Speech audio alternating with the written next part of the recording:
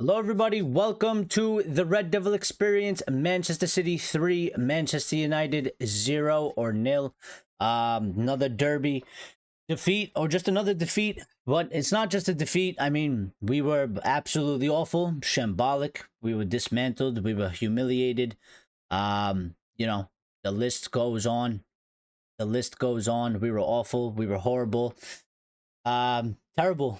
Terrible performance, terrible showing by the team, and obviously a really bad result for us. I don't even know really where to start because there's so much to really get into and unpack.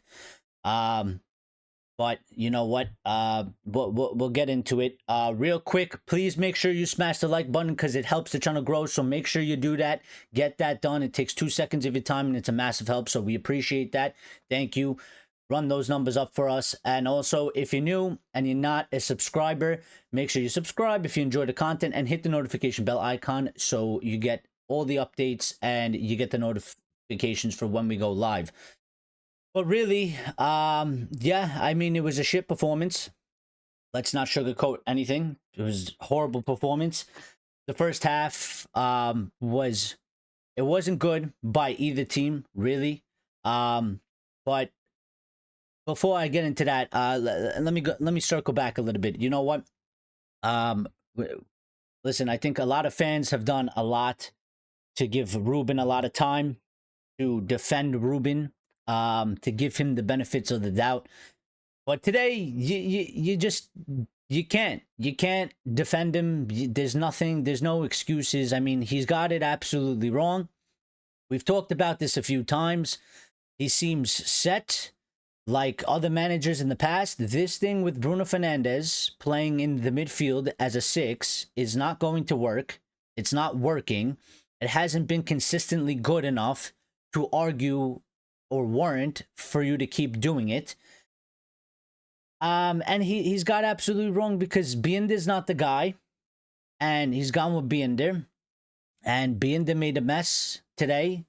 It's not all his fault, but he made a mess. He wasn't confident. He wasn't strong enough. He didn't do well. Bruno was an absolute disaster in the midfield. That midfield was an absolute disaster. And it was mostly because of Bruno. Because you know what? I think Ugarte played pretty decent. I think Ugarte, especially in the first half, was probably one of our better players on the pitch. That's not saying much because we weren't really that good. But I think Ugarte was actually doing okay in that position. He was winning some balls back, ball back. He was getting tackles in. He did his job. He was doing his job. But Bruno in that position was an absolute disaster. He was not good at all. He was crap. He was lost, out of position constantly. That thing that they were doing where Bruno decided that he gets to float wherever he wants and not be in position, and therefore Euro has to push up and cover his space. But that was a terrible decision, terrible tactics there. And, you know, another thing, Sesko, non-existent. And not, again, we're here again. We're going to be saying the same thing again because our team doesn't know how to play to a striker. We had the same problem with Rasmus. We had the problem before Rasmus. It's the same thing. Your striker, there's no service to him. There was many points during the match. We gave the ball away. Now we gave the ball away. We go to put in crosses. And Sesko's there, and you got Shaw, you got Dorgu, you got whoever crossing the ball in, and it's like they're crossing the ball with their eyes closed. Like, it's like they're just kicking the ball into the box, and just so they can say, look, I kicked the ball into the box. And it's like they're not even trying to get the ball to him. I mean, I don't know how many crosses we've put into the box today, but they were all shit. They were all shit. Every single one of them were shit. Grace is here. Grace says Amarim out. Well, you know, many people are obviously going to feel like that today. And if you hold that opinion, that's fine. You're allowed to hold that. I'm just, you know, he's probably not going to get sacked at this moment in time. So I'm not going to harp too much on that. But, you know, we're going to do live player ratings as well. We got that. If you're new here, get involved. Doesn't matter if you just joined or you've been here for a little bit. Get involved, get in the chat, give me your 2 cents, because I want to hear from you guys. It's not about me. I don't want to be doing monologues here. I want to get discussion from the United fans. I want to hear the fan base. I want to hear what people have to say and what people have to think. So don't be shy. Your voice is welcome. Get involved. But yeah, I mean, listen, just for some more added context. This was the first half stats. This was the stats at the end of the first half. We had 40% possession, which we're away from home and playing City. I can kind of get that, but XG is basically fucking non-existent. We had one shot and one shot on target. Our passing, not there. I mean, we were basically, you know, kind of hanging around, but we weren't winning the match. But it all fell apart in the second half. Because, you know what? The second half, listen, City weren't scintillating the first half. We weren't good. They weren't really that good. They got a goal. They went ahead. It was in the stats. They've been scoring the first goal in many of their matches. I think it's like 8 out of the last 10. They've won the first half in like 8 out of the last 10 matches. So the stats were there for them to do that. But the most disappointing thing, I guess, is the second half. Because I think the second half, this is the half. It could still go either way. And we fell largely flat. We fell largely flat. We got absolutely shredded apart. We got exposed. We got taken to the cleaners. We got embarrassed. We're lucky that it only ended 3-0 because it could have ended more. Could have been 5. Could have been 5-0 today. So, and one of the other points, you know what? Like in the first half, we did okay in getting the ball in certain areas up the pitch near City's box, but we then fell short in making something dangerous and creating some real chances out of it, which is why we only had the one shot and the one shot on target. I don't even know what we finished the match with in terms of statistics, but yeah, I mean, listen, this Bruno thing in the midfield isn't going to work. And it's pretty obvious now. If he sticks with this, he's going to get sacked because of it. He might get sacked because of some other things as well. But I think this is one of those things, again, it's like Ten Hag with Rashford and probably Anthony as well. You could probably throw in there. And it's like Solskjaer with Harry Maguire. It's literally the same predicament. Bruno Fernandes cannot play in the 6. It doesn't work. That midfield is weird. He doesn't play it properly. It's not his position. And what do you do now? Because it seems like their whole plan, which is Ruben and Ineos as well, their whole plan was to shift Bruno into that midfield spot. And it's not going to work. And now we have 2 10s that we bought. And we have a bunch of other players that could play 10. So what are you going to do? He's going to have to make that change. And if he doesn't, there's just no way that he survives. There's just no way that there's no way that he manages to get it to work, because it's not going to work. I think everybody knows it's not going to work the way that is. I mean, Luke Shaw was another one that was diabolical today. Maguire came on, shit himself. It was a pretty much all around just shit show, disaster, and disgrace, really. Especially the second half. The second half is the one that made it the worst, because I mean, we weren't great in the first, but neither was City. And again, the match was still there. It was only 1-0. If we came out in the second half and we were able to find another gear or two, turn it up a little bit more, and do a little bit better on the things we were doing, maybe there would have been a chance. But we did the opposite of that. We came out and we went down another gear, and we started being more sloppy, and we started giving the ball away more and making more poor decisions.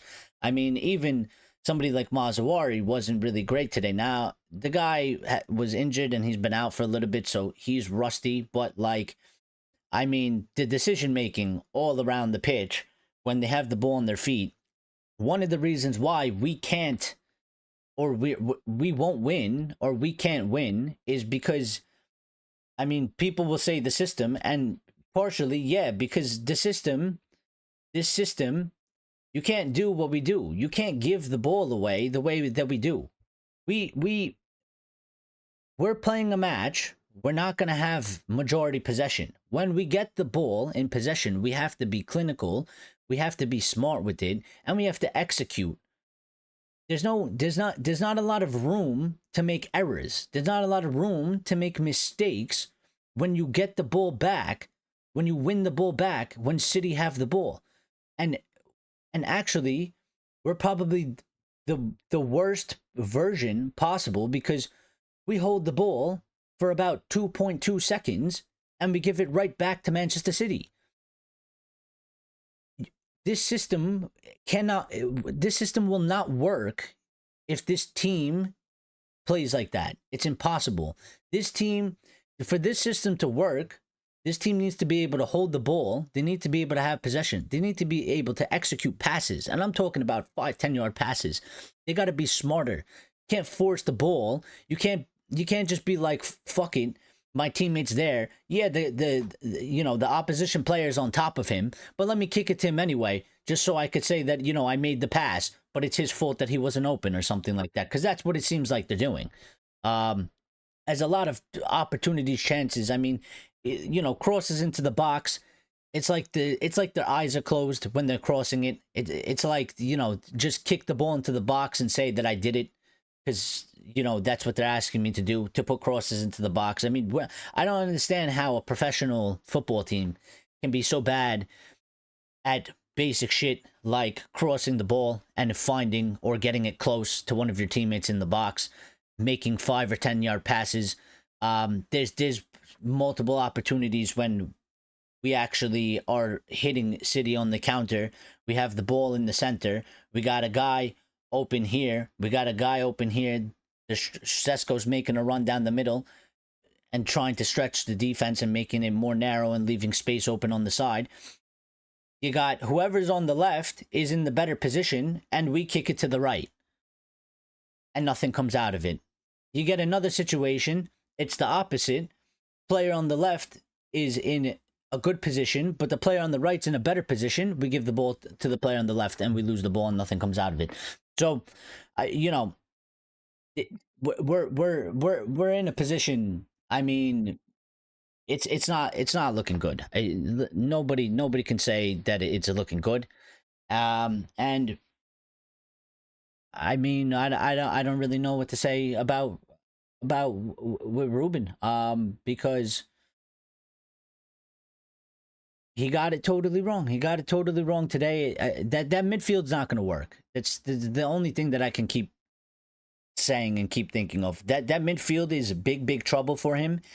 He's not going to survive if he doesn't figure out what to do with that. I mean, even for the fact of that, we were slightly better, and it looked a little bit better when Bruno got pushed up, and then there was Manu and Casemiro in the midfield. It looks better. It looks way better. So I just feel like he's probably not going to change it, and I think that's probably going to be the ultimate demise of him, because there's no way that midfield is going to survive a season in the Premier League. Listen, if we're at home, if we're playing at Old Trafford, and we're playing not a top 4, not a top 6 team, maybe you get away with Bruno playing in that midfield like that. Maybe you're able to win a match like that. But when you're playing away at the Etihad to Manchester City with Pep Guardiola, and you play that midfield, I don't know if somebody snuck some type of drugs into your food or into whatever you were drinking at home the other day, because you got to be fucking hallucinating if you think that that's gonna work. Because I saw that lineup, and I didn't like the midfield. I knew right away that it was going to be a problem. I don't know how. I don't know how they thought that was going to work in any sort of way. So, United fans are very down and out. I think general consensus online, what I'm seeing right now. I mean, obviously it's raw. The match just ended. Fans are very angry, of course. I can't be angry at this point anymore. I can't do the whole anger thing. Um there's just no reason. Um yeah, I mean, he's pretty much sacking himself at this point, to be quite honest. I mean, City weren't all that, and we ended up getting battered. And he's Amorim is trending right now, so and I see a couple United fans already talking about, their next manager, which is fine. That's it's gonna happen. It's always what's gonna happen if you don't get the results and you don't get the performances.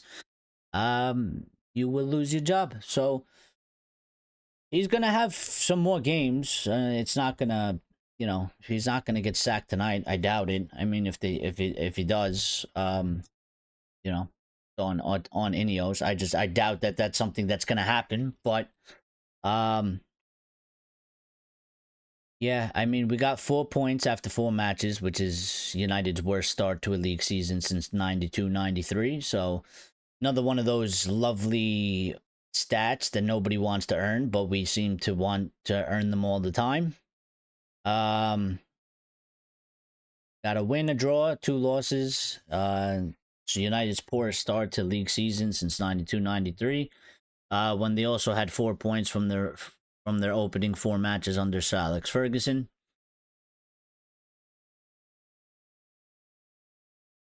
Couple things from the internet. Ruben Amorim, this is a prominent account. Their opinion: Ruben Amorim is extremely out of his depth. The experiment is over. Too many red flags for me. How do you progress with a manager who refuses to change / adapt? The answer is you don't. Pull the plug now. There's nothing left. I mean, listen, it's very well if you feel like that and that's your opinion. I would just say that, if the club is going to do something like that, they better have some options, because this can very easily turn into the situation that happened last season. And they should be 100% prepared for that, to try and make sure that doesn't happen, because I don't want that. I don't want that. I don't want to see the season go like how it went last season. You sack the manager, but you better have a plan. You better have a plan in place. You better have somebody lined up. You better know who you're getting. And if you do that, it better work way better than it's worked this one, because this one started bad. And you know what? It's a bit unfortunate, because I think the guy was doing well, and the experiment was a bit exciting. Young guy. And it could have probably went either way, but the way it started and the way it went was really, really bad. I mean, it was the worst possible way you could probably start and go about things. And as we've seen, liken it to the players, even with Andre Onana, how did his career start at Manchester United? He went in first preseason game, he got scored on from midfield because he was way out of his goal line. And it just never went good from there. And it's a little bit similar to Ruben. I mean, he came in, and it just never started well, and it didn't go well, and it got really bad. And we're here in season 2, and it hasn't started well again. And it's not good. So, many United fans online voicing their opinion in that they want a new manager. So I mean, he's definitely losing the fans. He's definitely lost a lot of them. I don't know, at this moment in time, what percentage you would put on it. Just to bring you a little bit more joy. Our next 5 matches, we got to play Chelsea, we're home. And we're playing Brentford, we're away. We're playing Sunderland, we're home. Then we got to play Liverpool at Anfield. And then we got to play Brighton, and we're home. So none of those are easy matches at all. Maybe a Sunderland, but it's not even like they play bad football. They're just a newly promoted team. That's probably the only one, but you're talking 1 match out of 4 That's 3, 6, 9, 12, 15, 18 points. 15 points. Sorry about that. It's 15 points. And maybe you can, at this point, you say maybe you get 3 against Sunderland at home. We're home. By the way, let's talk a little bit about the goalkeeper, because, I mean, listen, I've been saying this, Bienda's not the guy. He's not the guy. He can't be the guy. He's never going to be the guy. He don't got it. He doesn't have it. They're going to have to make a big call in terms of that.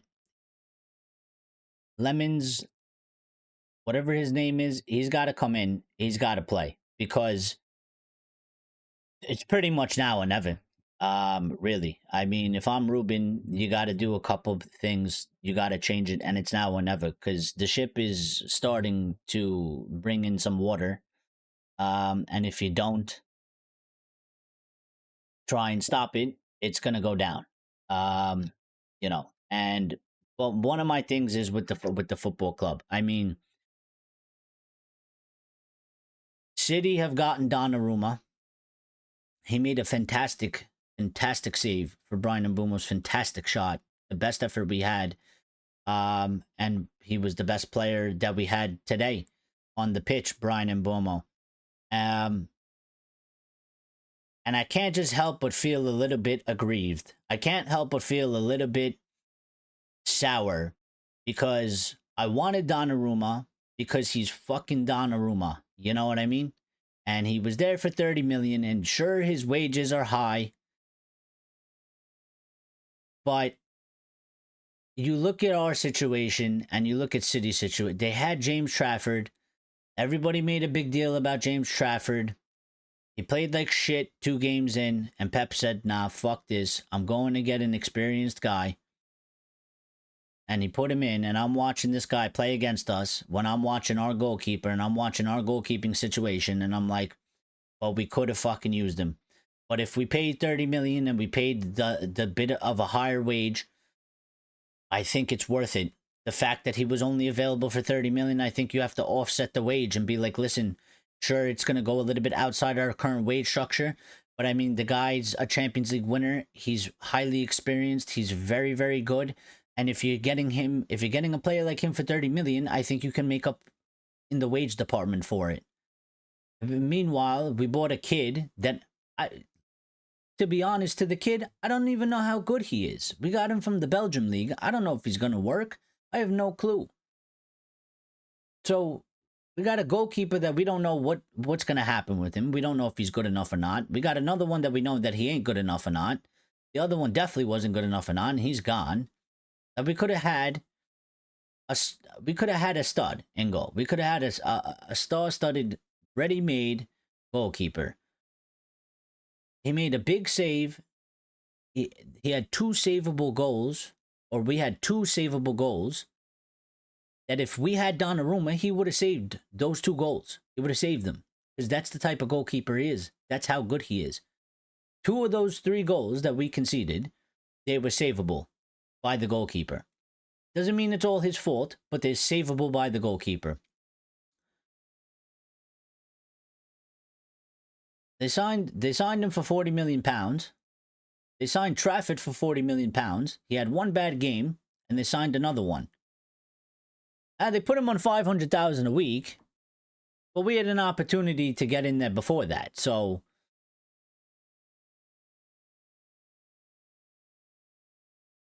until he got involved. So here we go.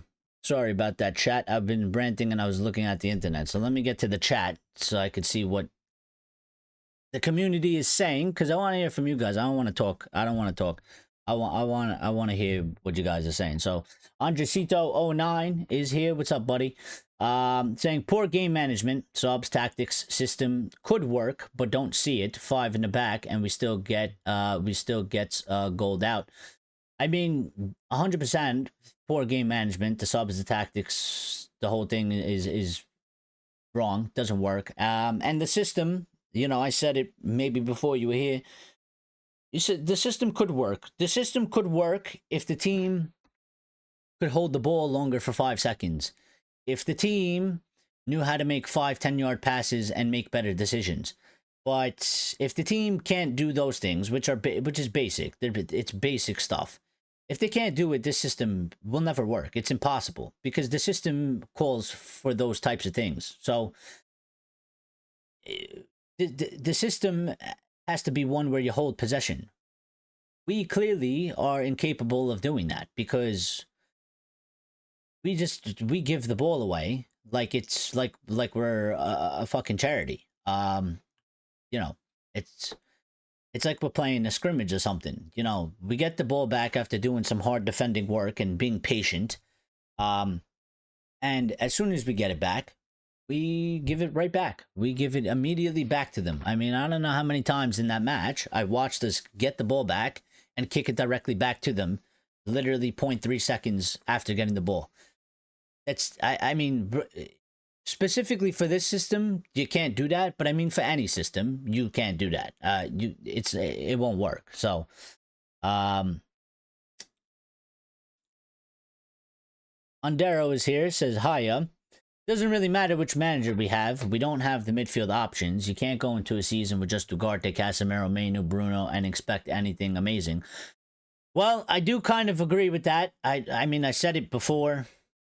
I don't know when, it was weeks ago, but I did say that. I did say that because I think that midfield, and I think we all know this, and I think it's quite obvious that midfield is not.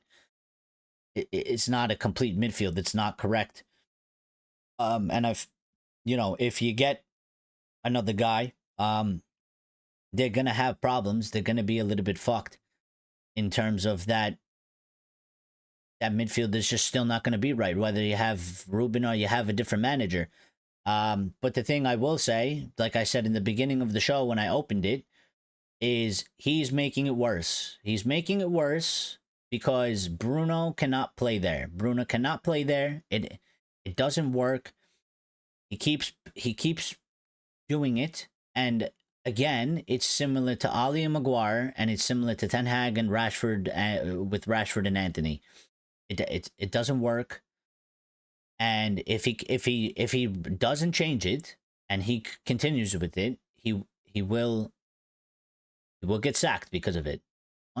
Probably on top of other things, but it will be a leading cause.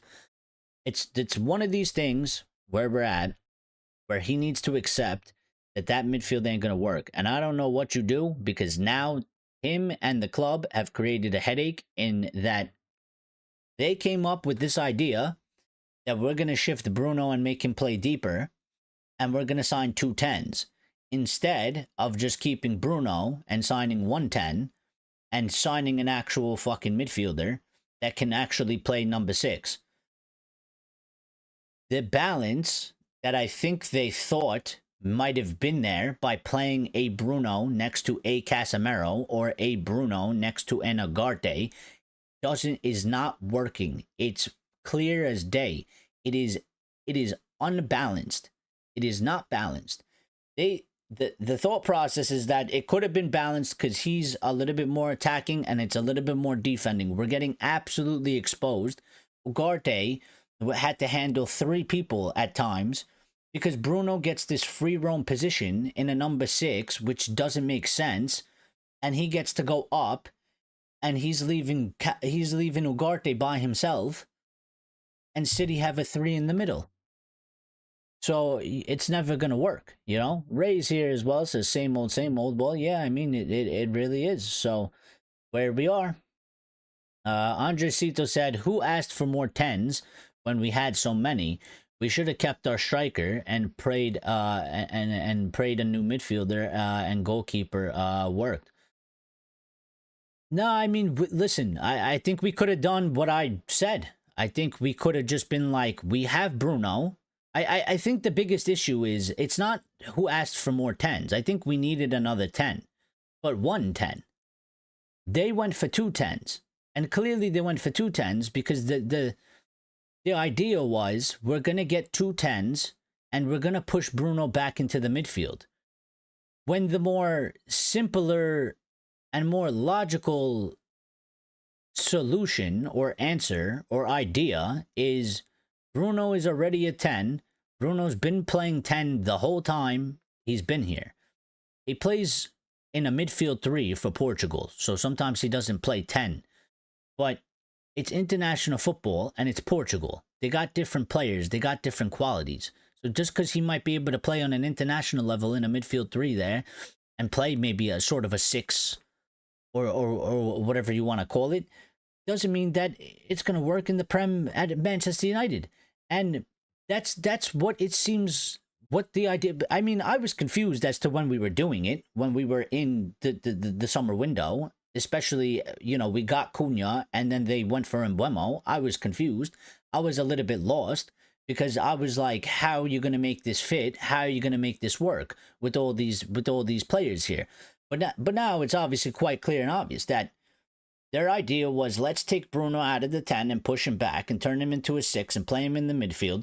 And we're going to have 2 new 10s up top in the attack. And that's, it's not going to work. We all know it's not going to work. It's not working. It hasn't been, Bruno playing in that position hasn't been consistently good enough to say, it needs some more work. There's something there with it. There's nothing there. It's not working. It worked maybe once out of 27 times we've tried it, which is a failing record, which means that it is a shit idea and it needs to be changed. And if he can't see that, or he refuses that, well, then he's going to get sacked by that decision. We've been here twice already, is what I'm trying to say. We've been here twice already. Binder couldn't do anything about the goals, guys. Listen, maybe, maybe not. I think he could have done a little bit better on probably 2 of them. I mean, the second one, again, when I say he could have done better, I don't mean that it's all his fault that we conceded the goal, because obviously the goals came from the team being shit, displaced, making mistakes, out of position, not tracking people, Luke Shaw, you know. But I still think he could have done better to save it. I think if he had I think if he had Donnarumma, I think he probably could have saved the second one for sure, and I think he probably could have saved the first one as well. And then the third one is just, the game is over at that point. I mean, you know. But the thing about Binder really is that he didn't set the tone well. Is, again, I said this the other day when we did the live. I said this the other day. There's a lot of pressure on that position. There's a lot of scrutiny. There's a lot of eyes, and there's a lot of focus. And I said this about Lamans, whatever his name is. I said this about him because I was worried, because I was like, he's gonna start. And you're going to start in a derby, away from home. And I don't know how good he is. And you got to start your career at Manchester United. I pray and hope that there's not some sort of a fuck up or a mistake, because that's not how you want to start. And it doesn't lead to good things when your first ever interaction appearance as a Manchester United player is a howler of an error. But he went with Binder. But Binder's been shaky, and Binder hasn't instilled so much confidence in the matches he's already played, and even going back to last season. And he was shaky again off the bat from the beginning of the match, which doesn't set the tone. It doesn't help to give confidence to our back line in our goalkeeper. So it was a mess.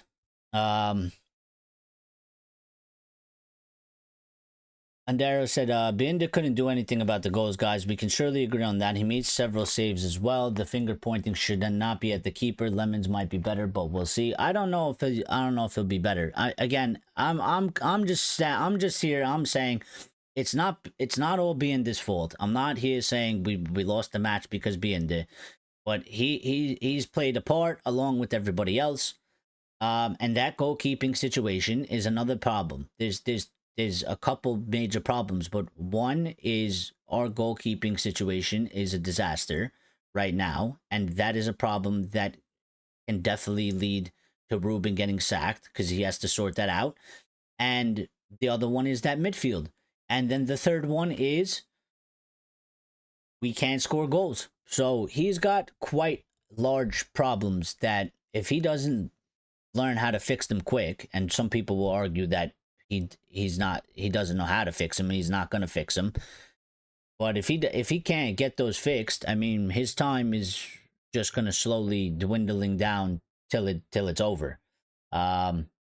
Ray says, I don't understand anymore. Keep spending money buying in the same positions. Have a fight with Garnacho and then play Ahmad out of position. Well, Ahmad played in the position today that I think that people want him to play, which is the 10. But he then went to right wing back because we don't have the low. And Maz couldn't play 90 minutes. I mean, I'm not gonna argue or defend anything about having a fight with Garnacho. I think Garnacho didn't help himself. And you have to be professional about it. And I don't think he did what he needed to do. So, I would say the thing is mostly about just the plan to get the 2 10s and move Bruno back to the midfield. I think that's I think they've made a huge mistake. They fucked it up. And I don't know what they have to do to right that wrong. Well, I do. They got to fucking change it, but that's a decision. You gotta make a big call because now you bought 2 10s. What do you do with them? He wants to play both of them. So, and Bruno is the captain. So he's got, he's got a dilemma on his hands because there's a couple things that you can do. There's a couple things that people will say you should absolutely do. But I don't have any belief that he's going to do it because he clearly doesn't want to. He clearly refuses to do so. So, and there it says if he was at the game like I was, no, Binder couldn't have saved him. Binder isn't the future, but the goals conceded was not Altai. It's the central midfield and Amorim's reactions slow. Well, no, I mean it's all of that. Again, what I'm saying is it's not all Binder's fault, but he's just one of the problems. And you're right in that it's the central midfield as well. Again, the central midfield is definitely a problem. Ruben taking too long to change things and alter some things on the pitch. We were losing more and more ground in the game, and it wasn't proactive. It was all reactionary, which we can't have. So, and Dara also said to have a transfer window that didn't include addressing the midfield, except more of this, especially if Casemiro or Meno gets injured. Bruno just never gets dropped, and that's on Amorim. Well, that's another thing, and I'm glad you said that because I actually meant to mention that, but I didn't say it in what I've been saying. But yeah, that adds into the other thing. I mean, the thing with Bruno isn't working, but also, I mean, he didn't play good today. He in regular terms, if he didn't have that armband and his name wasn't Bruno Fernandes and he was another player, he would have got fucking subbed off. And this is another problem as well because it's similar to Maguire and Ali. It's similar to Ten Hag and Rashford and Ten Hag and Anthony. It's not getting the job done. He deserves to get pulled off because he's not doing what he needs to be doing. He's having a poor performance, but he gets to stay on the pitch because he's Bruno and because he's the captain. And that shit doesn't work. We've seen it before. We've seen it here. Besides being logical about it, we've seen it happen multiple times and we see the end result. So if he's going to continue down this path, and I don't agree with shit like that, I think it's absolutely the wrong message, and I think it's the wrong thing to choose to do. If he sticks with Bruno in that 6, and he can't pull Bruno off when Bruno's having a shit game, and sub somebody on, just those things alone, I think is going to lead to him. He's basically sacking himself at that point. Ray says, stop making excuses. We still have Bruno problem. Admitted, Bruno good player, but don't work in the United team. I haven't made one excuse the whole show. I haven't made one excuse the whole show. There's no excuse. I literally laid out what the problem is. I literally laid out what the whole problem is. Multiple problems. He's a good player. He should play 10. That's what that is. But they've gone this route of what they decided to do. I think they've monumentally fucked this now. Because again, I mean, even like Andaro said, to not address the midfield. But Andaro, the problem is they address the midfield. They address the midfield in a way that we clearly, the rest of us, disagree with. Because when we say address the midfield, we mean go buy fucking Baleba for 100 or whatever, you know, whoever. Somebody that actually plays 6 is what I'm saying. But what they did was, we'll get 2 10s, we'll push Bruno back, and we'll have Bruno as an extra midfielder. And it's not going to work, you know? So, Sheena Lungo says, we are a very silly team. Our philosophy is let's fight our good players, sell good ones, and pretend we are building a good team. No, listen, I'm not having this, though. I'm not having this. Listen, if a player has a shit attitude and is a problem, I don't give a fuck how good they are. They can get the fuck out, okay? Because it's one thing if they're good, but it's another thing in terms of that I will not have players at this football club that think they can do whatever they want and think they're bigger than the managers and think that they're the star player at the football club when our football club has achieved fuck all. So I don't care. I don't care. If you don't have a correct attitude, if you can't have the correct mentality, you could be angry, you could be mad. This is football. They're fucking adults. It's fine. Shit happens. But there's a way that you conduct yourself. If you can't conduct yourself properly and it turns into a fight, well, then you can leave the football club. It's as simple as that. You can leave the football club. I don't care how good you are. I don't care how good potential you're supposed to have. I don't give a shit. I refuse to have players at the football club like that. It's not a proper culture. It's unfortunate that these things happen, and we need to come up with solutions in making sure that we are acquiring players that actually have a fucking good head on their shoulders and actually prioritize football over literally everything else instead of being some sort of you know, footballer / Instagram social media star. But that's what it is. I'm not doing revisionism now that because we're bad and we're not winning that, oh, we got rid of some players that have some talent, but they act like shitheads and don't perform on the pitch either. So I'm not doing that. Aventino says, hey, bro and family, miss y'all. We miss you too. How you doing? Aventino says, shambolic, to say the least. Big call, and I think he should be put. Marine, that is. Xerxes has to start over Sesko. More fluidity when Xerxes is on the field. Ahmad and Mbuemo should be on the same wing. Yeah, I mean, listen, there's a lot of things that he could do, should do, might do. I guess it's just all about what he actually does at the end of the day at this point. I don't know. I mean, again, there's many options that we can do. Because it's not like we necessarily have a super lack of options when it comes to the attacking part, when it comes to the top, the front three. We're limited in the midfield, but you can still make a decision.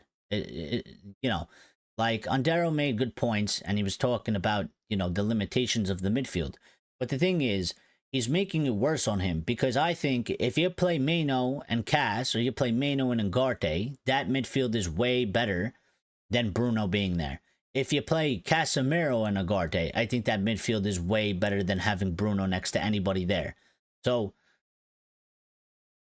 while it's limited, you can still try to do something to make a change to make it better. I think you can make it better. Will it be good enough? Will it be strong enough? It's probably still weak. It's probably still not that good enough, but it's better than what we're doing right now. And at the very least, if he's going to show me a sign of encouragement, it would be to make that change. And I'm talking about by fucking next game. I'm not talking about let's try it another 2 or 3 times and see how it goes. We've got the answer is already there. So the next match that we play, if I see Bruno in that midfield, I think I've gotten my answer as to, you know, this is probably going to be done and dusted, because I think the longer he continues with that, with Bruno playing in that position, and the longer he refuses to change it, the less time he's got, because I don't think we're going to be able to pull any results with playing that midfield. Andero says, that's my point. Binder wasn't at fault today. He couldn't have saved the goals. He did what he could to come out and make himself big. He was not at fault. Bruno watching Foden score. Well, Bruno was watching. Bruno was fucking walking. Bruno was out of position. Bruno didn't do fucking much. He was out of position a lot. And Shaw was also at fault as well. I mean, Shaw gave up on the play. Shaw fucking out of position. But yeah, Bruno didn't pick up Foden on that, and I mean that was, you can't do that. I mean, you're playing midfield, you're playing in the 6. Also, you're the captain, and you're playing in a derby. I don't give a shit if it's not really your thing. You should just be switched on to the point of that. We're in a derby. I'm the captain of Manchester United. We're playing away from home. You should be sitting on top of Phil Foden's shoulders. You should be fucking standing on top of his head. Like, and not because it's Phil Foden and he's playing in the midfield. It's because there's a player that is open and he's making a run into our box and nobody is covering him. And the responsibility, even just as a Manchester United player, responsibility, you see him, you go fucking pick that guy up. But nobody does it. I mean, he doesn't do it. But nobody else did it either. But, you know, it was a little bit more on him. I mean, he was there. He's in the vicinity. He's the captain. He should be picking that shit up. The Ray says, that's right, Bruno watching that, why Bruno doesn't work in your team. Well, I think Bruno doesn't work in that position as the 6. You know, if he's going to do shit like that. I think if you play in the 10, you have a little bit less defensive responsibilities, so maybe you can watch a little bit more, but not when you play the 6. When you play the 6, you can't do that. You can't do what he did today. You can't be so out of position and running all over the place. It doesn't fucking work. You can't be watching. You cannot be tracking back. You cannot be picking up people. You can't be giving the ball away like he was doing. So I don't know, but he doesn't. He doesn't look like he's turned on right now. So I don't know. I don't know if that's the whole Saudi shit where he almost left the club and didn't leave the club. I don't know if that's had an effect on him. I don't know if it's this whole, he's not really maybe comfortable playing as the 6. And he doesn't actually know how to actually play it. But he's there trying to do a job and it's just not working. I think it's the easiest thing to say in the world, and it's literally not, you know, hard to think of, and I think everybody will say it. You got to move him out of there. You got to move him out of there. So, Andero says, being in a top-level side like I have, it's all about commitment, togetherness, and being one. I always agree with those sentiments. Communicate and do the basics well. Battle for everything, especially in a derby. I agree with those things. Those are the things that I hold to value very, very highly in a team, because I think those are the basic core building blocks and foundation of a successful squad and team. And if you don't have that, you don't got nothing. I don't care if you have, you know, I don't care if you're regenerated and you got R9, Cristiano, Messi, Mbappe, fucking Beckenbauer, Stam, Rio, Vidic, and fucking Van de Sar and Keane and whoever, and you put them in there. If they all don't do basically what Andero just listed and have commitment and togetherness and being one as a unit and communicate and battle for everything, and you know, he said especially in a derby, but I would say just in a match, in any match, you're not going to win that football game. I mean, we saw it in the League Cup. You know, exactly what Andero just described. I mean, the opposition, they don't have the talent. They don't have the money like we have. But what did they have? They had commitment, togetherness, they did communication, and they battled for everything. And we lost that match because we don't have it, but the other teams do. So, Aventino says Bruno should have played as the 10 today. Amorim is missing on so many things. Like, brah, it's basic observation. Well, that's the whole point. That's why he got it wrong. I mean, but he got it wrong in a couple other things. But he got it wrong. The main one is that, and we talked about it a little bit on the last show, there was a decision to be made before the match, and you could have gone a couple different things. You could have pushed Bruno up. There was an opportunity. Today, of all days, forget the opposition. Forget the formation and the tactics. Just plain and simple. Today, there was an opportunity because Mason Mount is injured and Cunha is injured. And it was the perfect excuse to be like, let me slot Bruno Fernandes back in the 10 because that was his natural position. And we're down 2 players that we have and one of them that we bought to replace him. And instead, he kept Bruno there and chose a different path that didn't work. And he put Diallo there with Mbeumo, which it's nothing against Diallo or anything like that, or Mbeumo or even Sesko. It's just the fact that you could have put Bruno there. There was like 3 roads you could have chose. Probably 4, because he could have even put Xerxes there. He could have put Mano there. There was a couple things. But he clearly got it wrong. Because, like we keep saying, Bruno should be up there. If Bruno is going to play, this is the main thing. If Bruno is going to play, if Bruno is going to be on the pitch, if he's going to play 90 minutes, we can't have him in the 6 anymore. So, there's a couple things, and I'm going to say them, because people are going to be like, well, you're not saying the things. I don't say them because I don't think it's going to happen. But the drop Bruno, it's not going to happen. So I feel like it's pointless for me to waste my breath and say drop Bruno. But either drop Bruno out of the squad or you push Bruno up as the 10 if you're going to play him and not drop him. But yeah, I mean, we talked about it a few times as well. We said, we said from last season, we said it during the summer transfer window, you cannot have a player in your squad and you cannot be a manager in charge of a squad that just because somebody is your captain and maybe somebody has been the most influential player since post Sir Alex Ferguson or most impactful, you cannot have somebody that if they are playing a shit game or they are not doing the things they are doing, you cannot take the decision to leave them on for 90 minutes. It doesn't work. It is the wrong philosophy. It is the wrong mentality. And it is the wrong decision to do. And there is a reason for it. Because this is a team sport, man. You can't just rely on one guy. You can't just be like Bruno has played shit for 80 minutes, but we'll leave him in for the next 10 because maybe he'll score a fucking worldie or something. It doesn't work like that. This is football. Somebody is playing shit, you take them off. I can't remember specifically, but I'm sure fucking Roy Keane was pulled off at times. Not often, but I'm sure he was pulled off if he wasn't fucking up to it, which wasn't a lot, but I'm sure it happened. I'm sure our other captains in the past, I mean, Cristiano used to get taken off when it wasn't his fucking day, when he wasn't playing.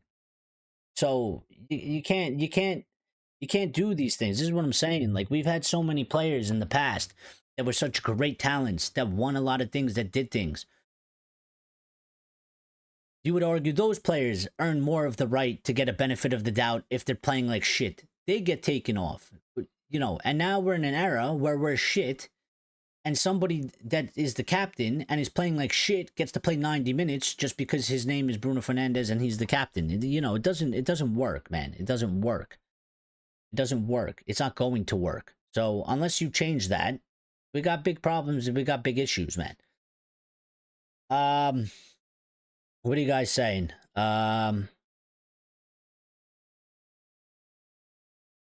Andero says that's why we will lose more games this season based on the midfield options we have. The damage will be unrepairable by January window. I mean, it will be, because listen, on the way we're going, he ain't gonna make it to fucking January. You know what I mean? So it's gonna be over before then with the way things are going.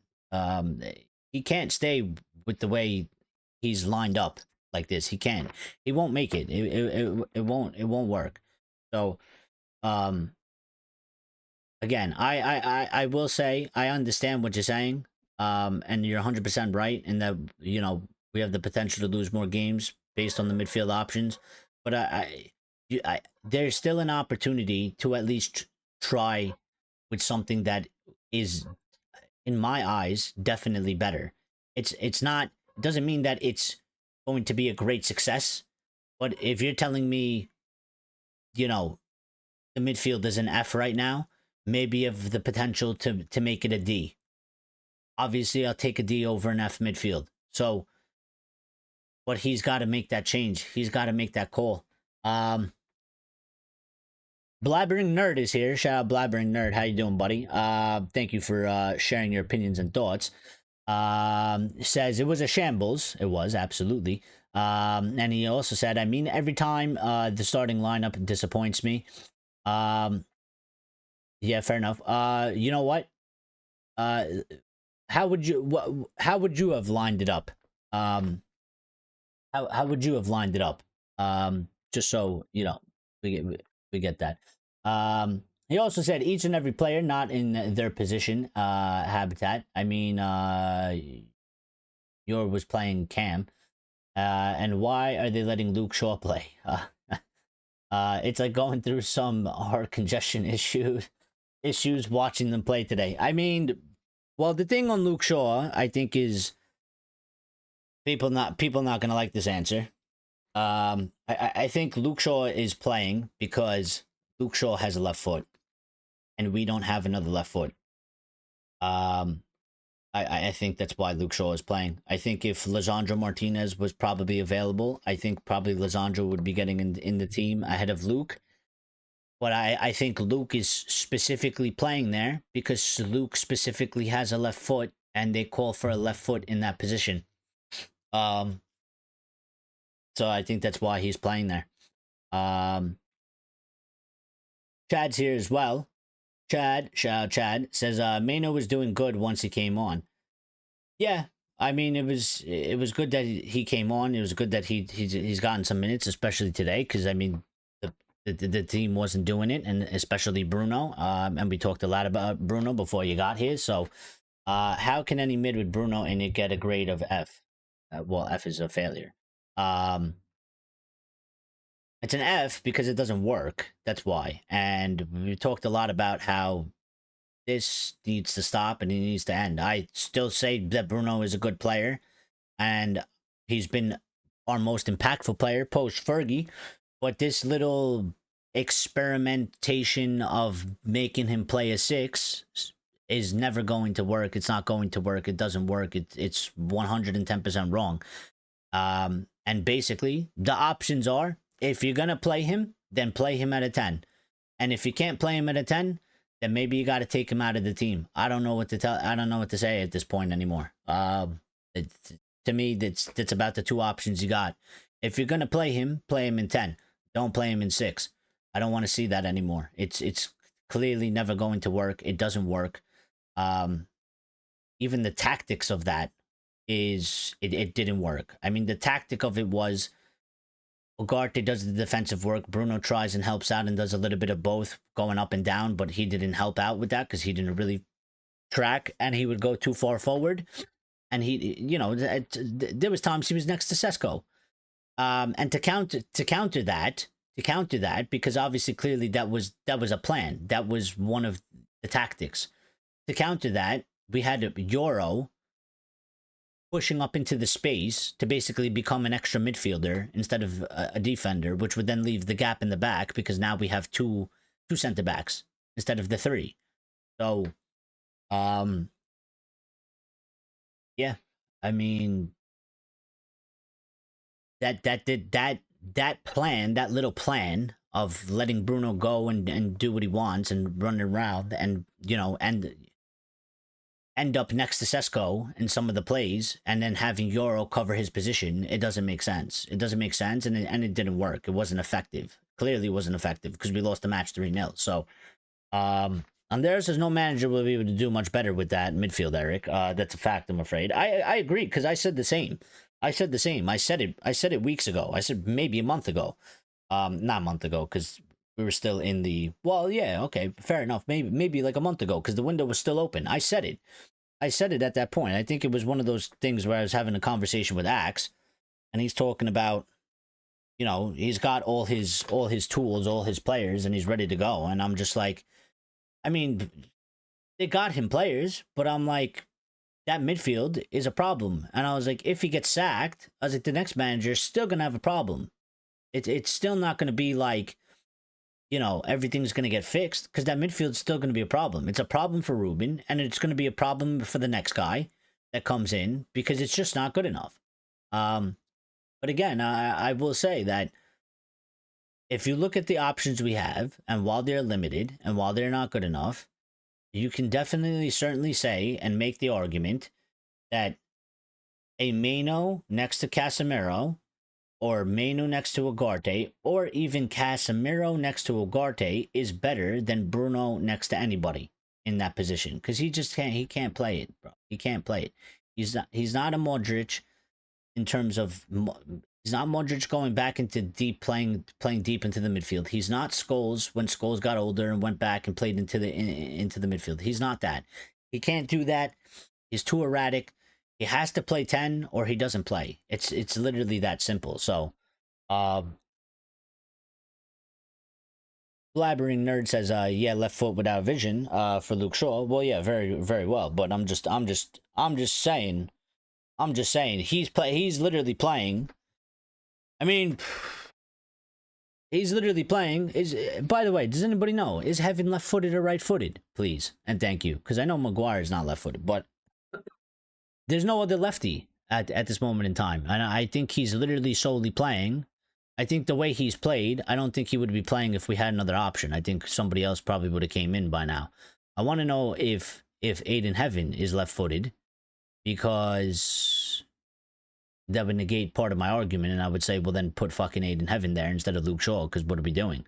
Now, I talked about this the other day with somebody, because I was like, I think actually one of the other things why Luke Shaw is playing back there is because Ruben doesn't want to play Heaven and Euro. I don't think he wants to play two kids and have De Ligt in the center. But I would argue you might as well fucking do it, because with the way Shaw's playing, I'd rather just have the two kids. So, yeah. Chad says, do you think we would be this bad if we had Kudus instead of Bruno? If we had Kudus in the 6, I don't know if Kudus plays 6. I wouldn't want Kudus to play there. I think we wouldn't be this bad if we had an actual midfielder. I think we wouldn't be this bad if the club made the decision to not buy 2 10s and buy 1 10 and have Bruno as the other 10, which is what he was and is. And if they had that, and instead of spending the money on the other 10, they spent the money on the midfielder and they bought an actual 6, and I don't even really give a shit who it is. I'm not going to pull up names, because it doesn't even really matter who it is. It's just more of that the guy actually plays 6 and is actually good at it. Like, that's his job. Like, that's what he's been doing for his career, is playing a 6. I think we would be better.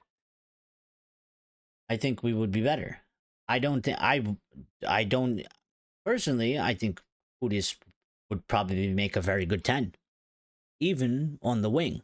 I don't think Kudus plays 6, and I wouldn't really want to see him there. I would like to see somebody that actually plays that position as a 6. So, yeah. Blabbering Nerd says, Sesko striker. This is a lineup from before. Sesko striker, Bruno and Mbeumo Cam. Dorgo and Ahmad winger. or wingbacks. Ugarte, Mano, centre mid. Delit, Maguire, and Euro centre back. Lastly, Lemons goalkeeper. Because anyhow, what good was being there? This could have been good today, and I agree mostly with that. I mean, again, I like Ahmad in the wing back, and I think he could play there. And I think, you know, I didn't really have a problem with Maz playing there.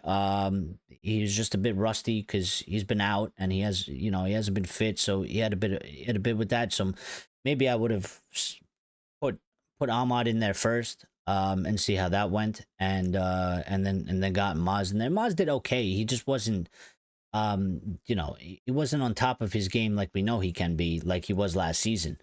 But yeah, I mean, Sesko, obviously striker. And I think, again, this is what I'm saying. Like, Bruno and Mbuemo, I think he had a chance to do it today. And the fact that he didn't do it today, of a day when you're missing Mount and you're missing Cunha, so it's even more of a, you had even more of an excuse.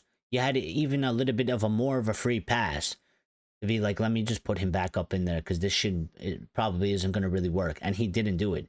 So I'm a bit concerned more, because his decision making of that, he seems very set on it, and I think it's gonna fail him. I think it will get him sacked.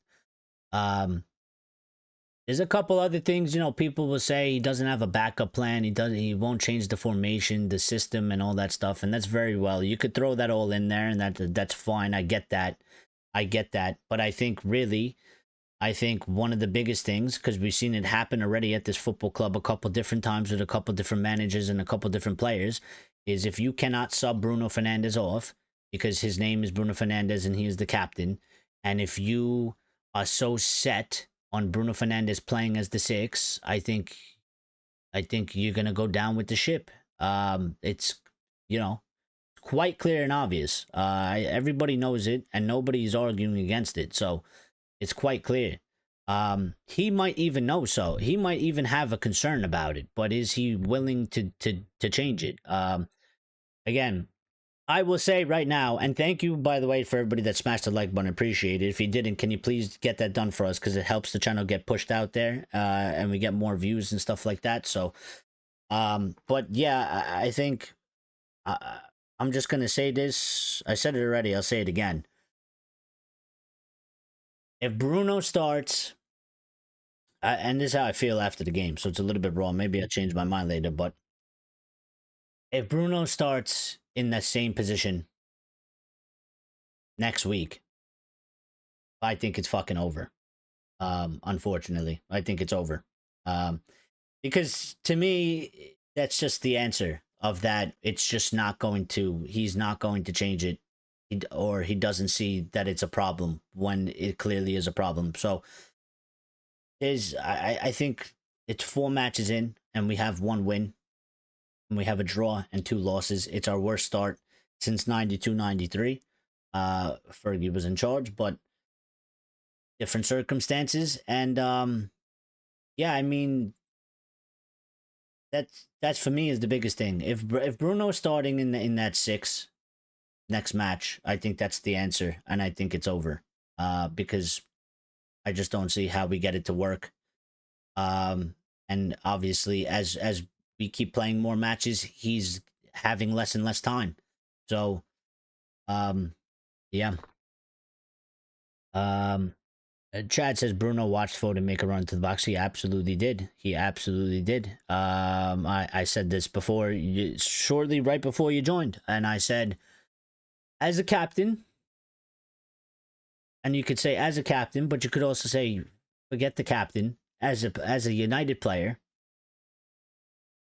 playing in a derby, you have the responsibility to go and pick up that man. You have, and it's not even if you're the captain, just a player in general. I mean, you're playing in a derby, you're playing a match, and you see him making a run into the box. Whether it's your guy or not, whether you think somebody else is going to go do it or not, you should go do it. And you should be, like I said, he should have been fucking sitting on top of his shoulders. He should have been standing on his head. right? There's a player there that is open. They are in our box. He's making a run into the box and he is unmarked. You should be making every effort to try to get there, to try to make a presence felt, especially if you see it.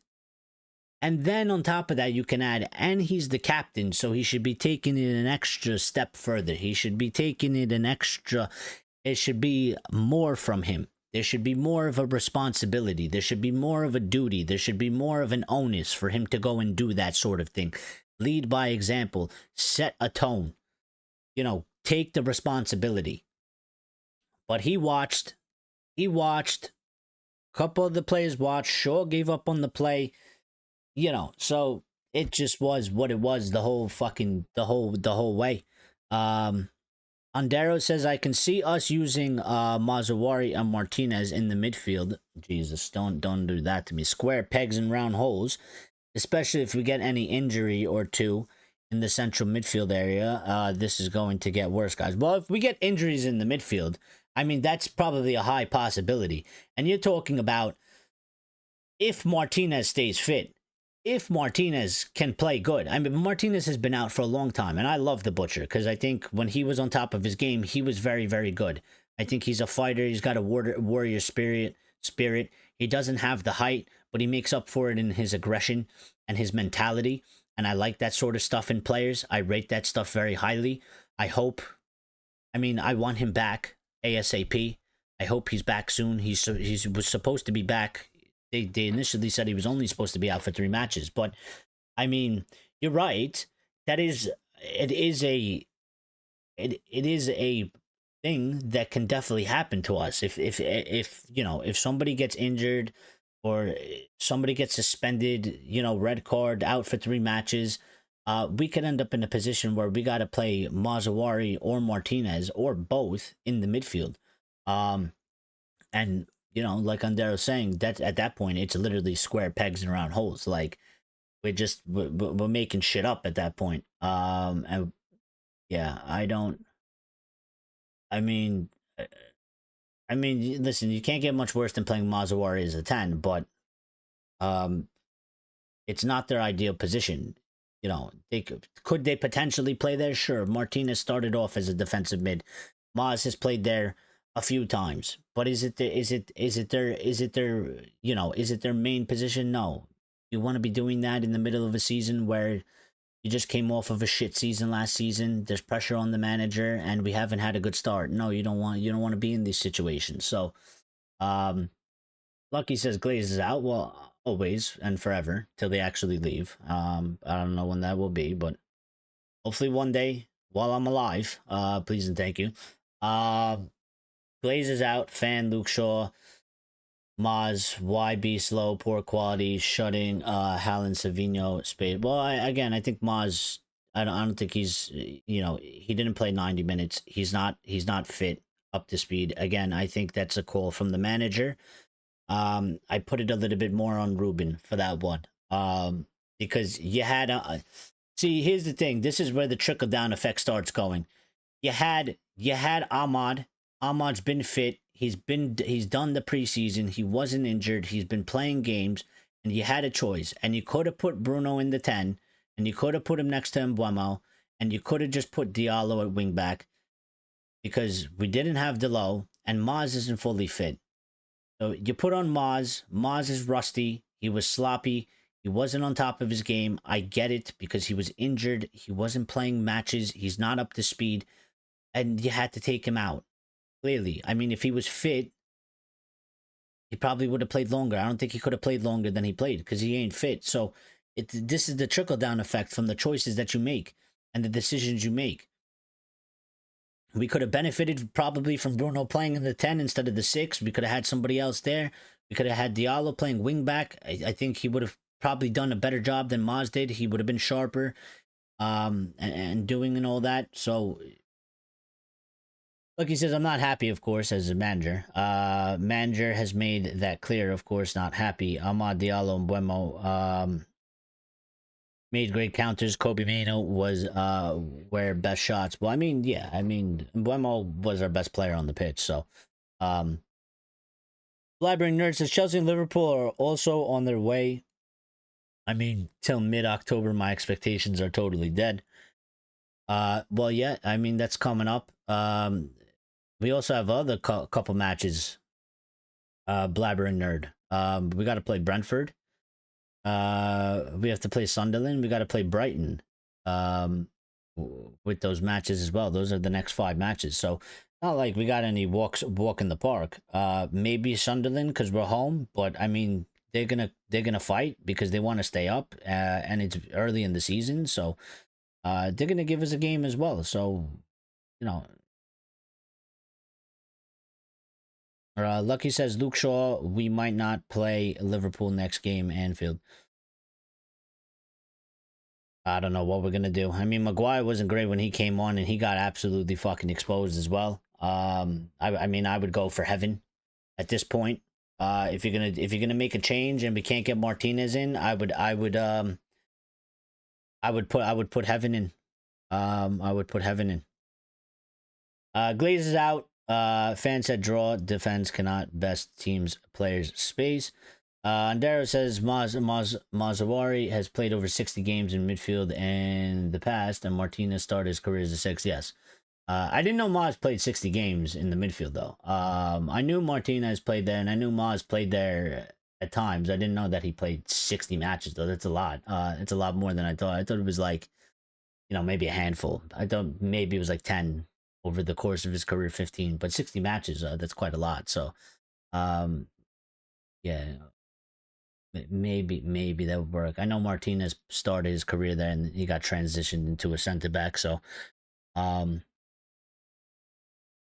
Luke Shaw, don't think going Anfield now. Which next game? Liverpool. No, Liverpool. Chelsea is next. Chelsea is next. Chad says, imagine he came out and said he's happy. Who, Ruben?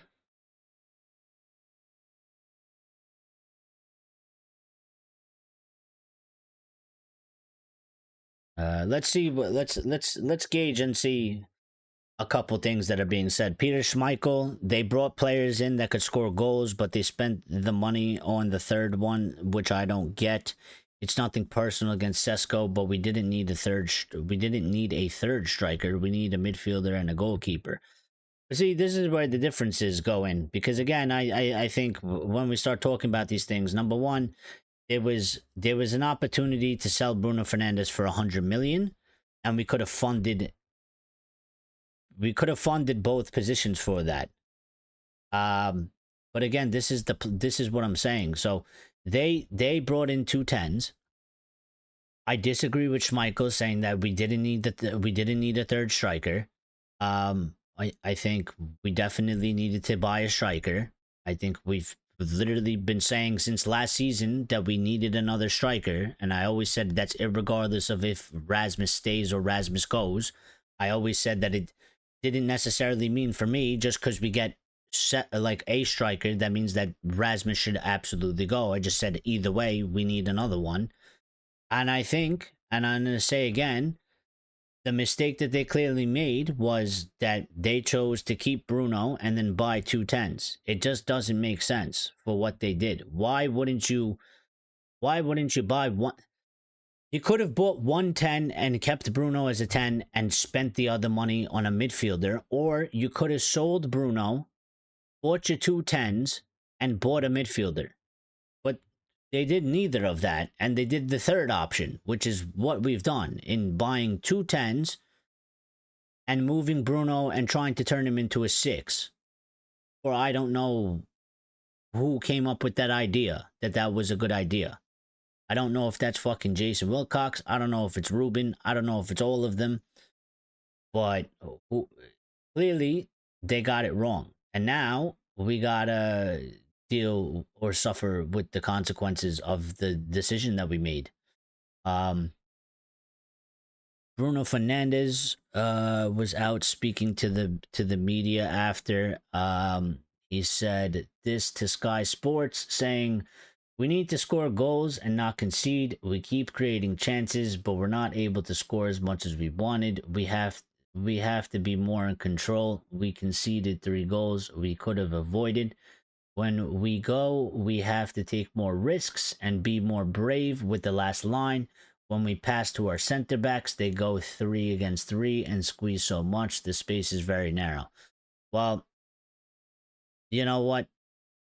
That's all good and fine and well. I probably, you know what? He's probably not wrong, but at the same time, also Bruno, I mean, the way you played today and what you did on the pitch, you also gotta be like, yeah, but what I didn't help either. I didn't track back. I was fucking out of position, and I just wasn't involved. So, what he said as a team, an analysis not wrong, but also, you played a large part in the team being fucking dysfunctional today as well, which I don't typically say. It's happened before, but today was one of those days where it was glaringly obviously terrible. Gary Neville saying Manchester United are 14th. We're only 4 games in. We all said we can't be getting into October where Manchester United are 14th or 15th in the league. Otherwise, the manager will be in trouble. They have to start winning quickly. All right. I will just say this, Gary. Yeah. I know we just got dismantled and embarrassed by Manchester City, and I know that we just lost 3-0. And I know that we're getting laughed at. And yeah, we're in 14th, but you need to fucking relax a little bit, okay? The statement saying Manchester United are 14th and we're only 4 games in, and we all said we can't be getting into October where Manchester United are 14th or 15th.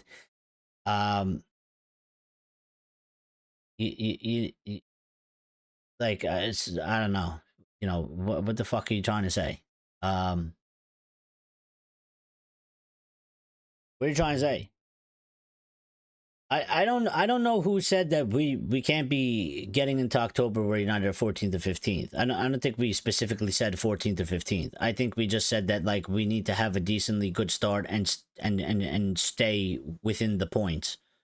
It's 4 matches in. Yeah, we're 14th. If we win the next match, I think we jump back up. So it's not. I just don't like the way he said it.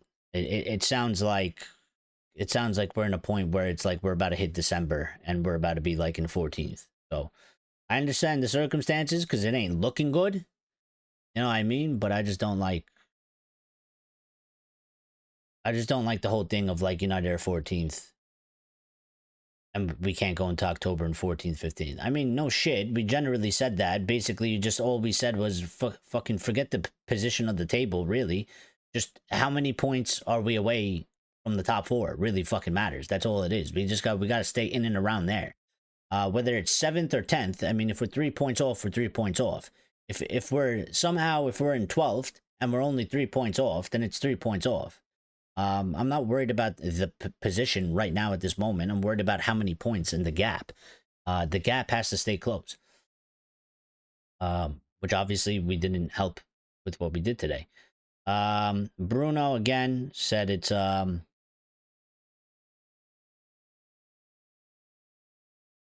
Bruno said no, it's not hard to find positives. You have to look at what we did well, and it's not enough because you want to win football games. What we did today was not enough to get a result, and that's what we'll take from this game. Obviously, look at what we have to do better and look to the next game.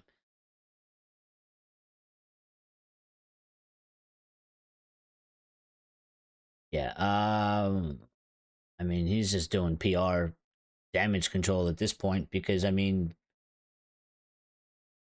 there wasn't much positives. There might have been a few small things. Out of the total of the 90-minute match, there ain't a lot. I could tell you that. And then especially from your performance, Bruno. I mean, I don't think there was any positives from your performance today on the pitch. So, yeah, I think he's just doing total, he's doing total PR standard statements at this point. Ruben on Sesko said he is going to feel that he is the strongest. He is in the strongest league in the world. We can help Sesko to use his qualities, but it will take time.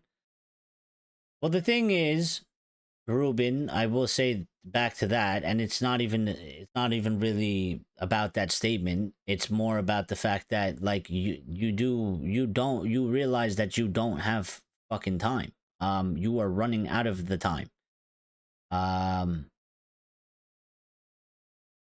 So it could take time for Sesko, but Sesko's got way more time than you got right now. So you got to figure out how to buy yourself more time, man. Gary Neville saying every single time I watch Manchester United, Ruben Amorim, changes the back three. That tells me he's not sure about which back three to play. He doesn't just change the back three, he changes the back five.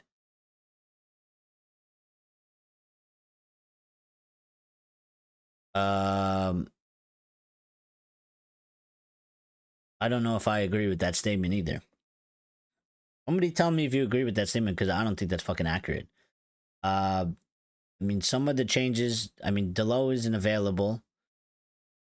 Haven't we been playing with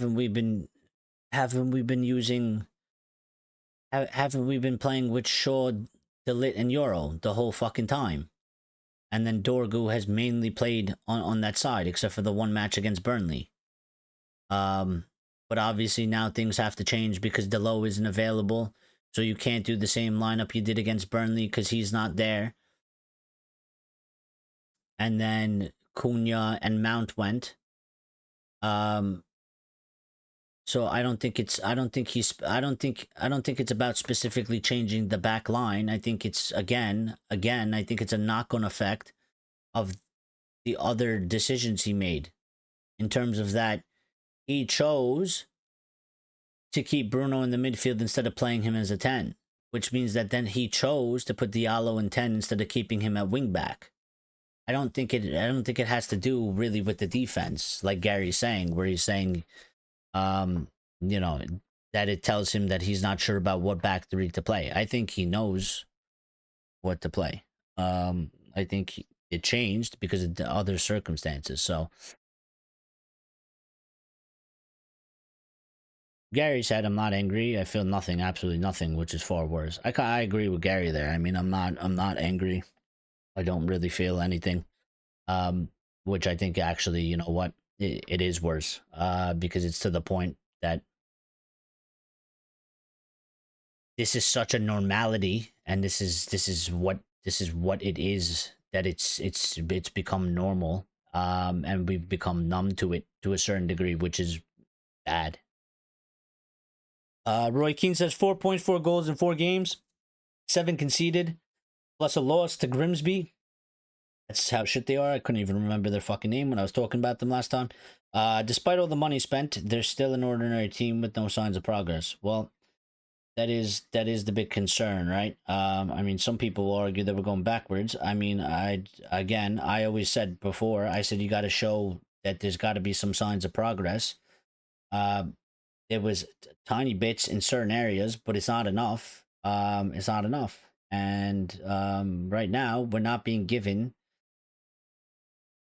the progress in that you would want to see from the team to hold on to something and say, all right, there's something to work with here. So it's quite non-existent. So Roy Keane also said, not one yellow card. The Manchester Derby, it's raining and set up for a few tackles. You should be able to get out.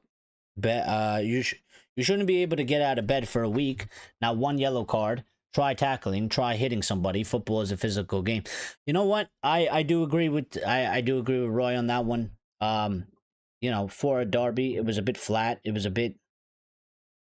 I don't know. Just it didn't really have the derby rivalry sort of feeling to it in terms of like aggressiveness.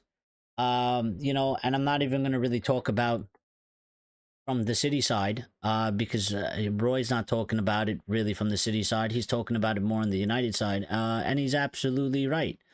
You know, there should be again, I said this when Cunha wasn't available. I said I think we're gonna miss a bit of that fieriness, and I think we definitely missed it today.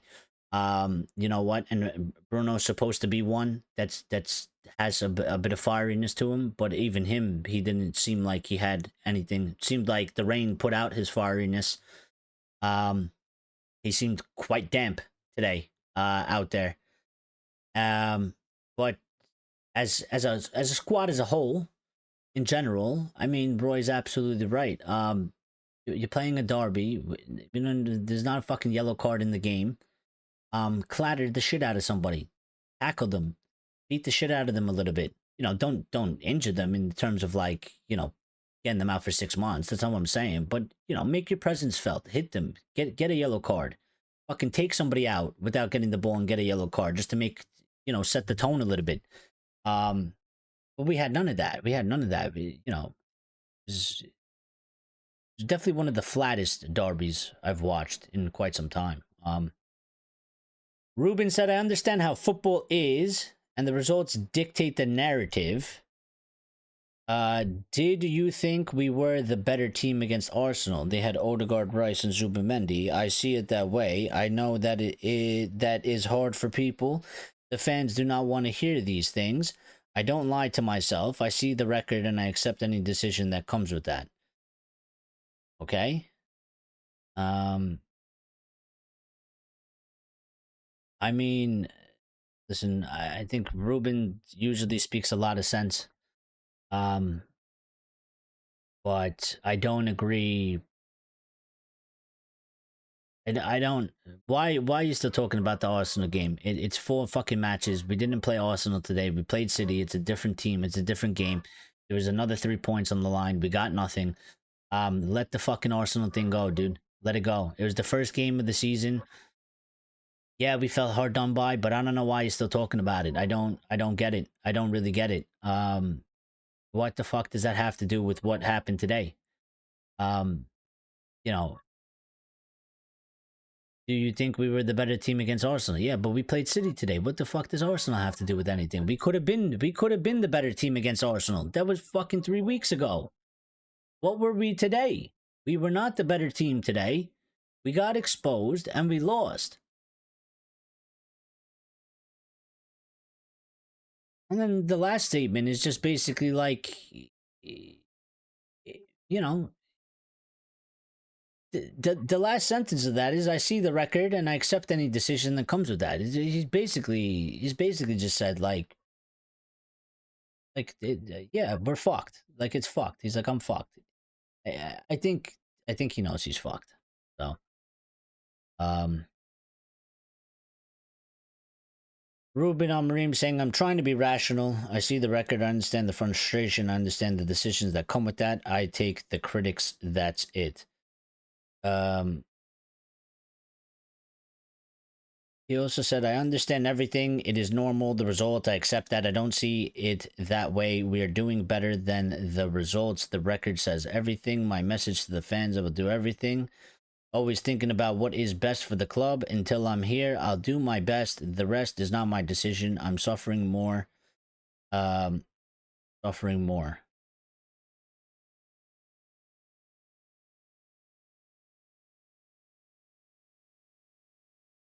He also made a statement, which is quite interesting, because I don't know what this is supposed to really mean in terms of, because it's a bit cryptic.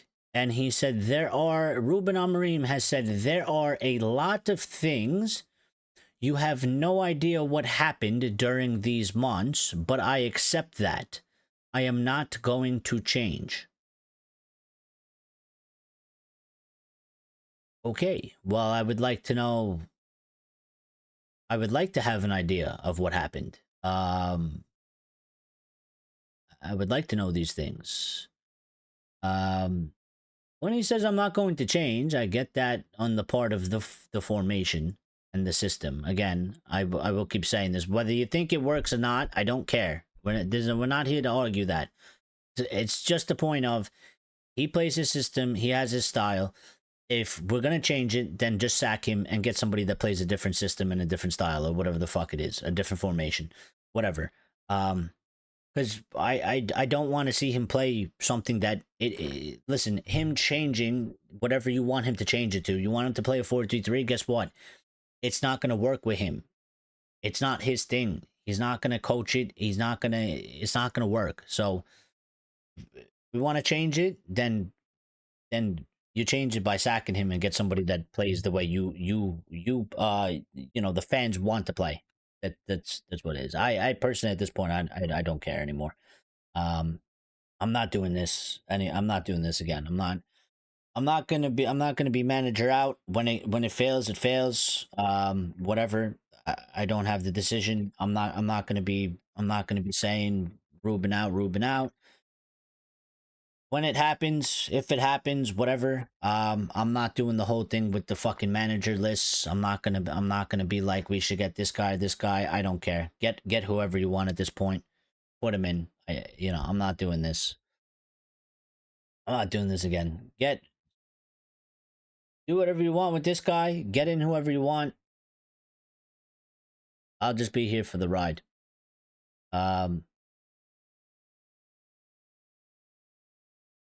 Amarim said, I play my way, and I will play my way until I want to change.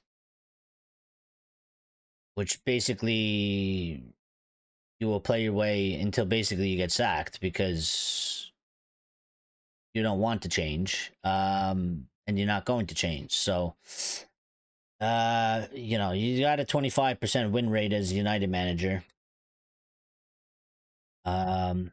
Yeah, I mean, he can't sustain this for much longer, so unless some sort of a fucking miracle happens for the guy, where somehow we just all of a sudden turn up and decide that we're going to start winning like 3 or 4 matches in a row and look decent and solid. I mean, there's no way you can sustain having a 25% win rate as a Manchester United manager, even if it is, September. So, yeah, I don't think Ruben won points with this one, because he said, I am suffering more than the Manchester United fans. I don't think that was smart for him to say. So, he's not going to get any sympathy from that today. Sorry about the chat. I don't know if you guys have been chatting, but I did not have the chat on the I did not have the chat on here. Axe is here. Axe, if you come in here and you start attacking me, or you start saying shit like this, I swear I'm not. You're walking a fine fucking line. I'm telling you right now. Don't come in here and say shit. You don't deserve my views. You don't deserve my comments. If we don't deserve your comments, you can fucking leave. Okay? Don't start coming at me.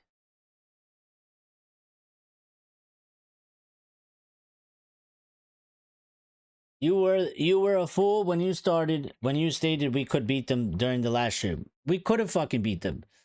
We could have beat them. They weren't good. The match was there for the taking, brother. It was 1-0. But the only thing is that we were worse and we were shit. We could have absolutely beat them.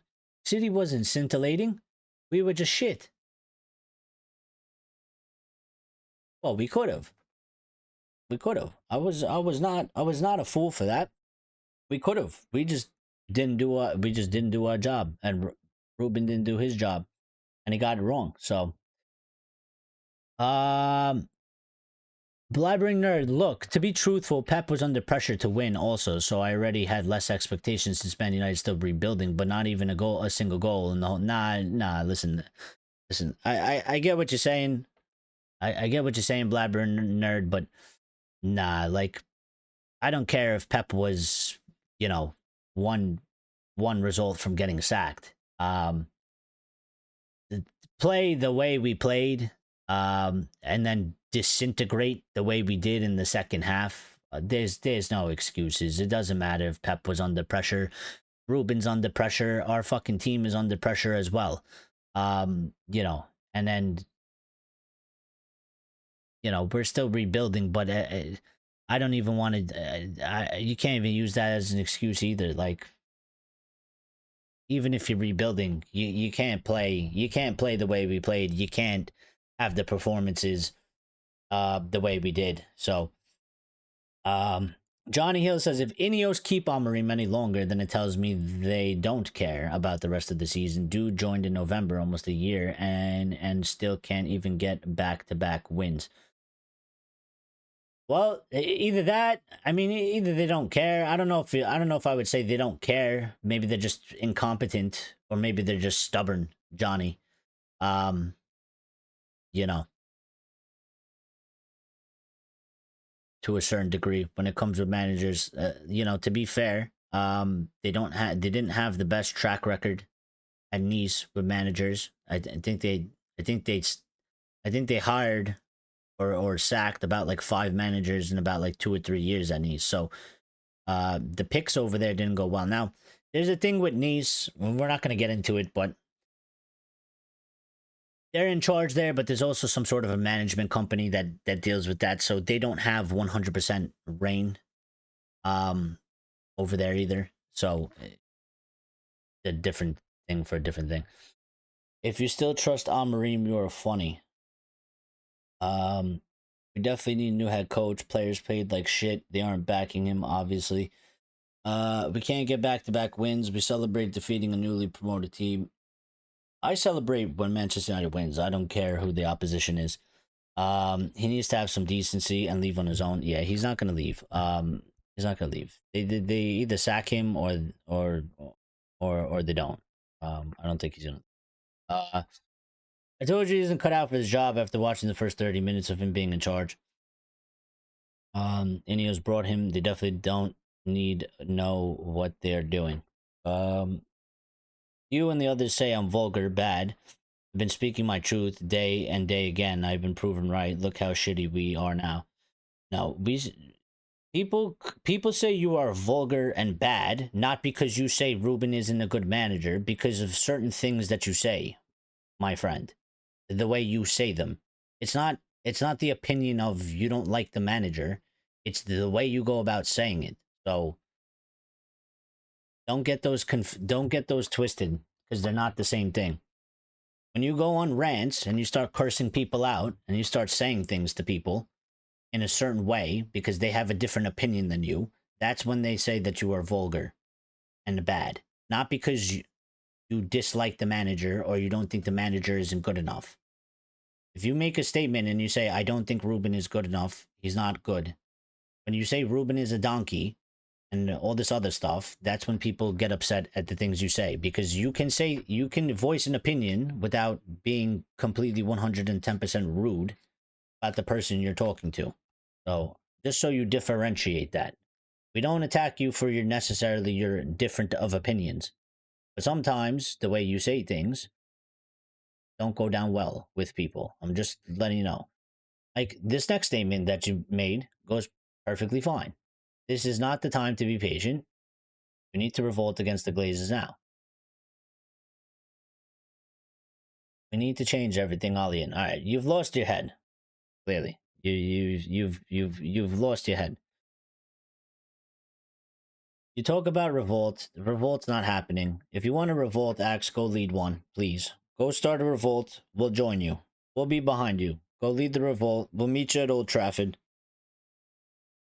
We'll meet you at Old Trafford. Go there. We'll get there. We're not getting Ollie in. That's done and dusted, and he ain't coming back. And we're not changing everything. So, Niche Fan says Conte in. We need to throw millions at him. Yeah, see, but you know what? That's fine if you hold that position. I'm not doing this again. I'm not. Sack the guy, hire a new guy. I don't give a shit who you hire. Go hire Gareth Southgate. Go hire whoever you want. Go hire fucking Sean Dyche. I don't care at this point. I don't care. I really don't. So I really don't care. I'm not gonna do this thing again with this manager merry-go-round bullshit. I'm not gonna sit here and be like, I'm not gonna make videos that say Ruben Amorim out. If he gets sacked or when he gets sacked, I'm not gonna be making videos about, oh, this guy plays this formation, let's do that. I don't give a shit.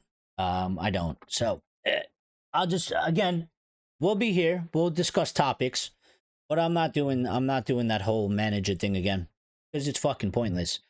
Is again, we've reached the point where, and I understand that things can be improved by getting a new manager, but I think many people out there still believe that if you just get a new manager, everything will be fixed, and it's not going to. Um, like Andero said in the beginning of the show or earlier in the show, and we said this before, and I think it's a point, and I think, you know what, let's just say it now from the very beginning before we even get there. Whether Ruben's here or there's another guy, that midfield is going to be a problem, and it's going to stay a problem. And whether Ruben is the manager or there's a new manager, the new manager is still going to have to deal with the same problem Ruben has, which is that midfield is fucked. So if Ruben gets sacked and the new guy comes in and the new guy starts struggling because that midfield can't fucking play, we said it here. Lyle's here, says, hey, Aragonoi Red, sorry I'm late, power issues in my area. No problem, buddy. But I am going to get off. Lyle says, sadly, Amarim's time as United coach is slowly coming to an end, but it is. I'm really sad about that because I thought he could be a good coach for us, but it's not looking good. That's pretty much all it is, Lyle, in a nutshell. You know what I mean, buddy? That's all it is. That's all it is. Yeah, it is. We've said this all the time. And that's pretty much, I think you summed it up real well, Lyle. Nobody needs to be, you could say you were right, you were wrong, or, anybody could say that all they want. That's fine. I don't believe in personally attacking somebody because you might have had the correct opinion versus somebody else that had the wrong opinion. To me, that, it's all like semantical bullshit at the end of the day. Really, I think that most of us, we basically, like Lyle said, we see the writing on the wall. We know what it is. We're not fucking delusional.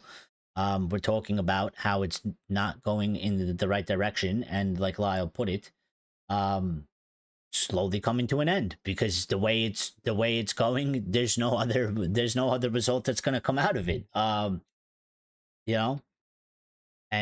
we thought and we hoped it could be a good coach for us, but it's not looking good, and it's not. But this is why I always said it's about the proof is always in the pudding because it's in the results. So he had an opportunity.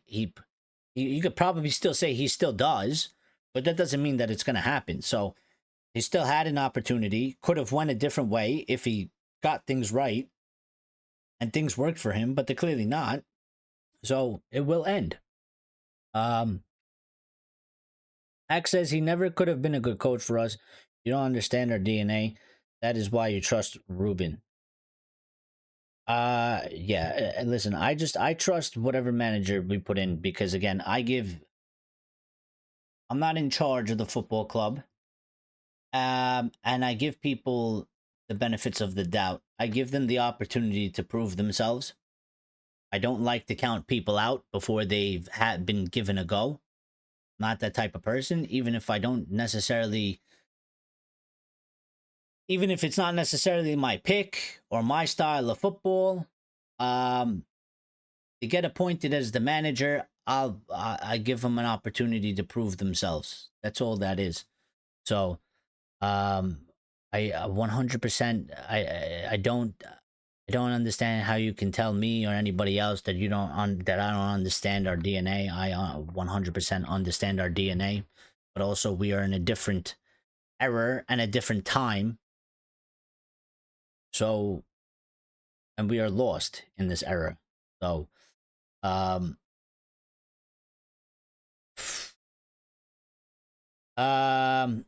midfield is problematic because Ruben plays players out of positions. Okay, but the midfield is still problematic because it's not strong enough. Axe. I mean, me and Undero agree on this. I think probably a couple others agree on this. That midfield, regardless of players being played out of position, which when you say players, it's literally only one player. It's literally only Bruno Fernandes. Because there's no other player in the midfield that's being played out of position. So that midfield is still not strong enough. If Bruno goes to play as a 10, all we got is Mino, Cass, and Ugarte. That midfield might be better than what we're doing now, but it's not strong enough. It's not. Lucky says Glaze is out. No manager going to fix our midfield. Well, no, not the way it is. Not now. I mean, again, I said it before. You can possibly make it better than what it is right now. And this is what I said. I said, listen, for me, he's got to take Bruno out of there. And I don't know what he does with him. Put him at 10. Don't play him. He can't play 6.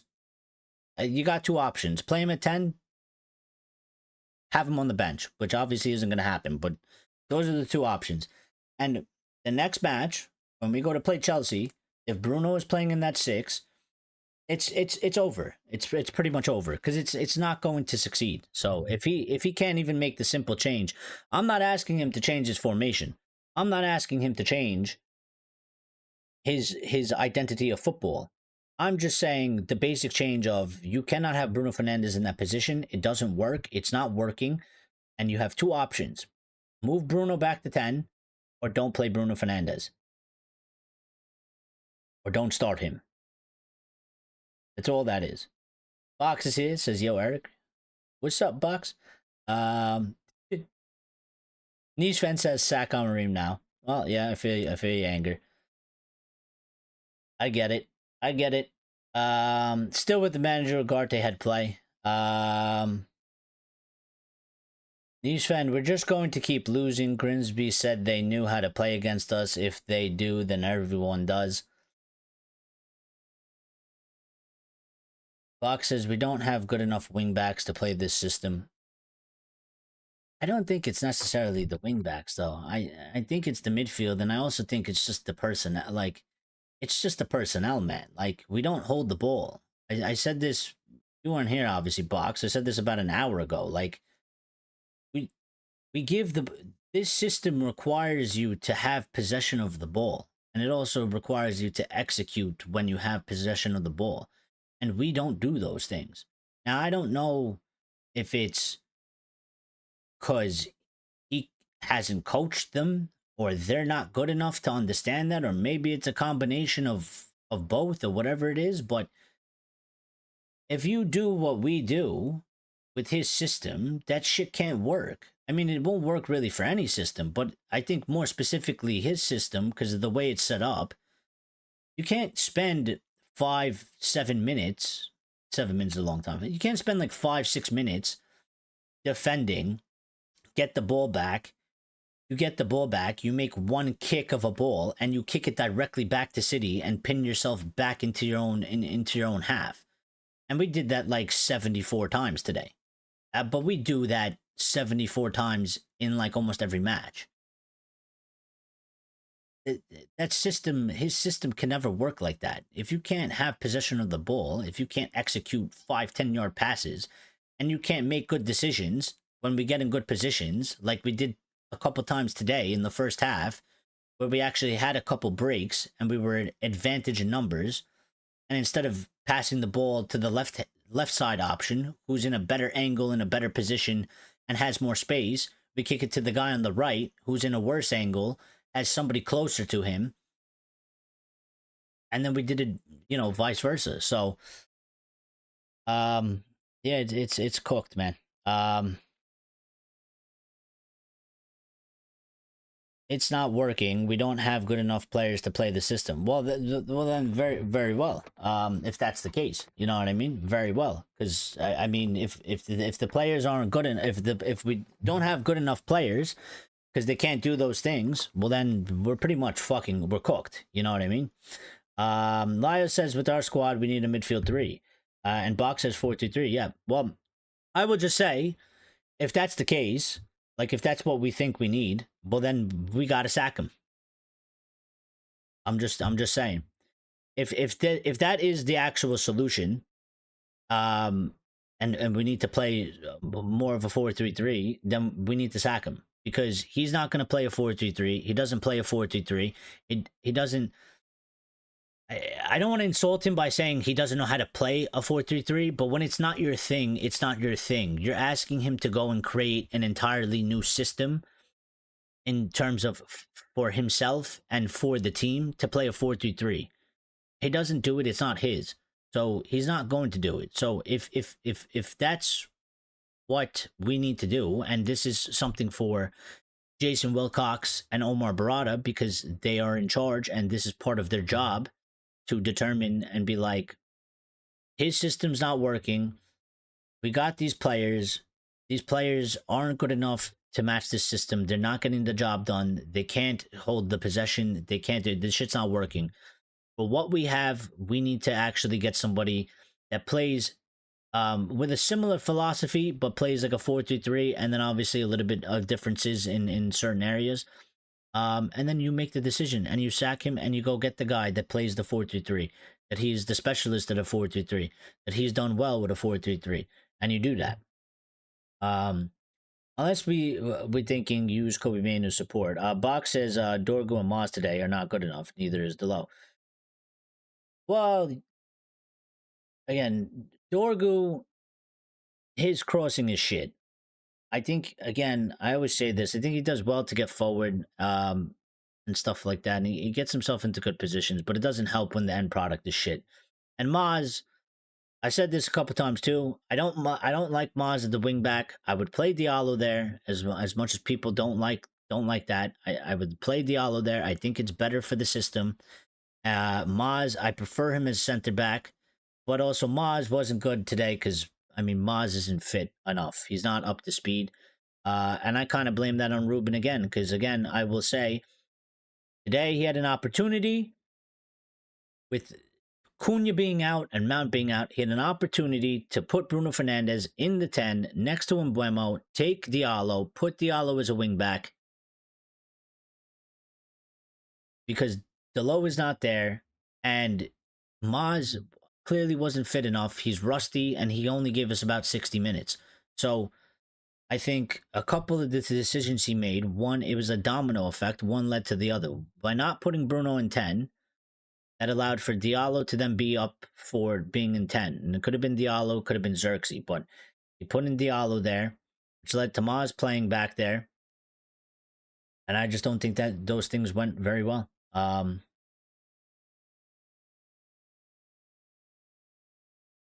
Maz, I thought, rather come off the bench, play speed. Today, yes, because I don't think he's fit. And we went to go play a derby away from home.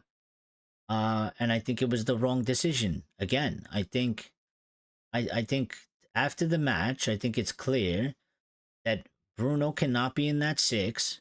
And he had the opportunity to put him in 10. And I would have put Bruno 10, 100% next to Mbeumo. And I would have put Diallo as wingback. Especially with Delo not being there.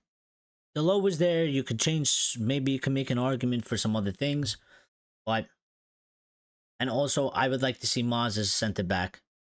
I'm not saying he's bad, he's necessarily that bad as a wing back. I just think he's way more effective as a center back. I think he plays really, really good at center back. And I'd rather see Diallo playing wing back. That's a good point. If we want to play this to the squad strengths, then Amorim is not the guy. Well, the thing is, they tried to transform the team. They tried to transform the team into a team that plays to the strengths of his system, but it's clearly it hasn't worked. I mean, the players that have been here that we didn't acquire, that have been here that we've been working with since last season, they haven't really it really hasn't like it sparked a fire, right? And then we've bought players that are supposed to help with that, but it hasn't. I mean, Mbeumo was our best player today. You know, he is our man of the match. Our best player on the team. I think we deeply missed Cunha, but those aren't. It's not an excuse for what we saw today.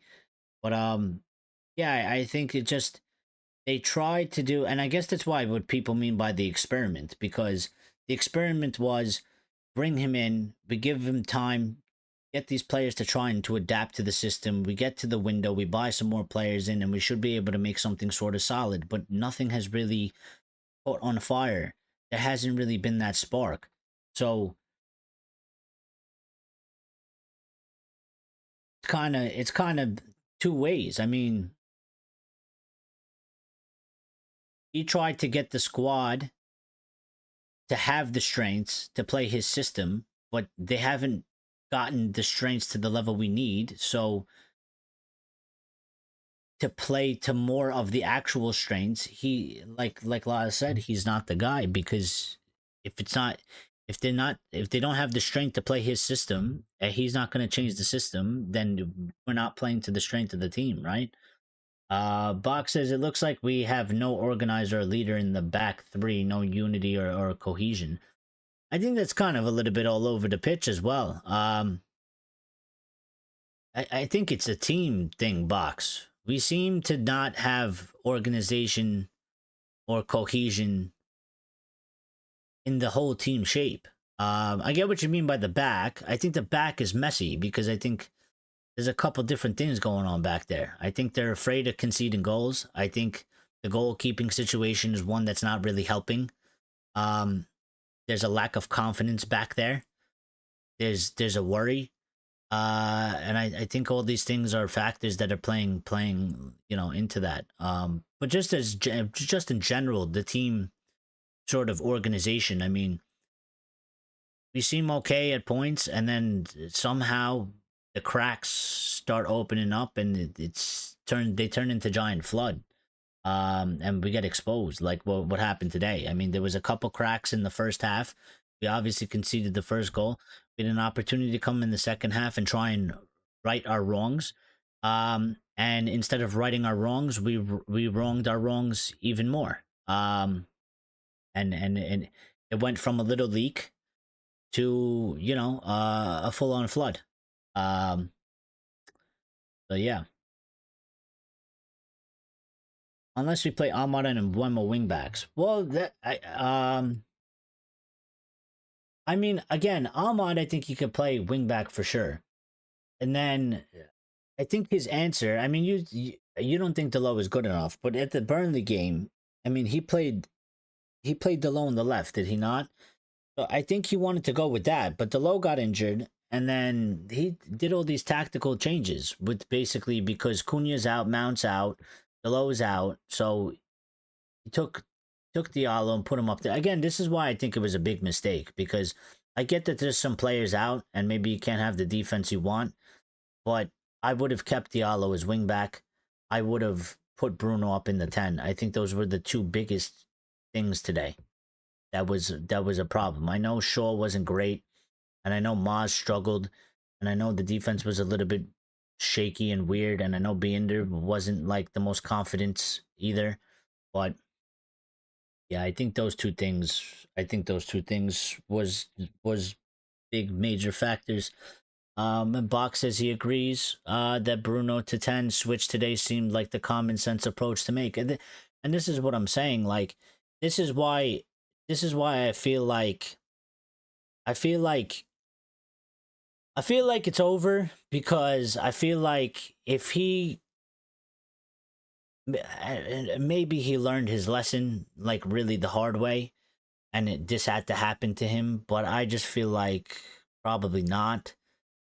I just feel like you had the opportunity, you even had the excuse, like as a manager, if you don't want to change your things because you think you're right and you've gone with this Bruno in the midfield, you could have literally had the excuse to be like, well, listen, I wanted to play Bruno there, but, Cunha's injured, Mount's injured. Yeah, we had Diallo and Xerxes, but I think, you know what, when you go from Cunha to Mount, you say Bruno is probably one of the better ones, and I chose to go with that. Like, you literally had like a ready-made excuse that was out of your manager's hands to be like always going back against what he chose to do, and he didn't do it. So I just feel like next week when I go to watch Chelsea, I feel like Bruno Fernandes is probably going to be in the 6, and if Bruno Fernandes is in the 6, I feel like that's the answer that's going to tell me you're basically you're just sacking yourself.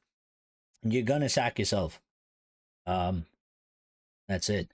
Laz says the decisions Amorim is making is echoing LVG when it's clear as a day for his team setup he does the opposite. Yeah, and that's that's never really a good sign either, because you know what happens to that is that what ends up happening, Lyle, is that you, not you specifically, I mean the manager, but you as the manager and the fans are no longer on the same page. And when that starts to deteriorate, I mean, that's part of things going from bad to worse as well. Because listen, I can't blame any fan that says Ruben out or it's done at this point, because we've given a lot of time and it's not going well. And now we're at the point where he's making decisions that he thinks is right and that he believes, and that's fine for him to do. But what's happening at the same time, is that, like you're saying, it's his decisions are against basically the majority of the fan base. So when you do those things and you are unsuccessful in winning or getting the 3 points or putting in a good performance, the damage is even greater, because now the fans are already disagreeing with you on choices you're making, and you're not getting the results and you're not getting the points. So now the fans are definitely going against you.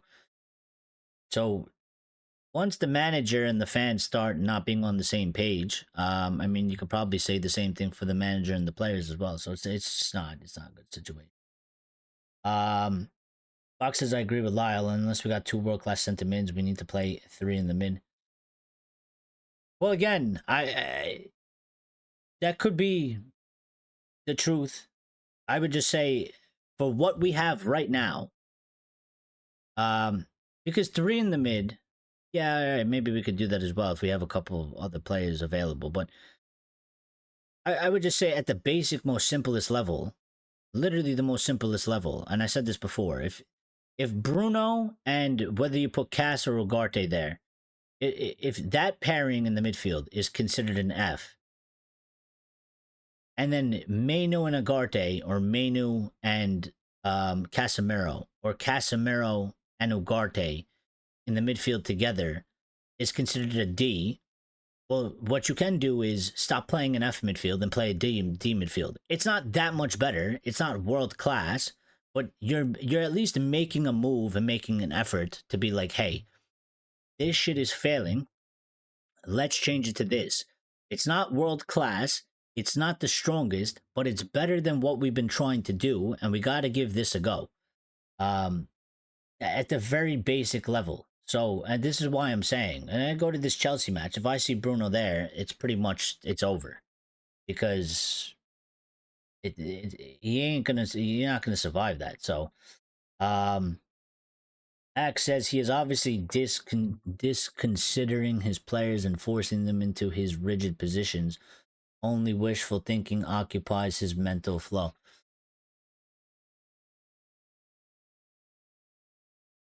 Well, I think he's making the wrong calls. That's all it is. It's just he's making the wrong calls. He has the freedom to make the decisions we're talking about. He's just making the wrong ones, because he's not, again, he's not on the same page as us. He's thinking and looking at, you know what it is though too? I mean, there's the differences of, we're on the outside and he's on the inside. So I could see how you get to a place where the fans start moving away from the manager, because we're on the outside looking in. Maybe we have a clearer picture at this moment in time than actually the manager does when he's on the inside and he gets to see the players in training and all the shit that goes on behind the scenes. Because every once in a while, people get to a point where you got to kind of take a step back and look from the outside. I don't know if you could do that as Manchester United manager. If you can, I would advise him to do it, but I think that's why that's happening as well. He's stuck in the trenches. We're on the outside looking in. I think it's a lot easier for us to see. His tactics aren't suitable for EPL. Football is different in England. No player can suit his system, and it's incompatible with EPL. Prime Zidane and Hullet could not do a shot. Nah, see, I don't agree with that.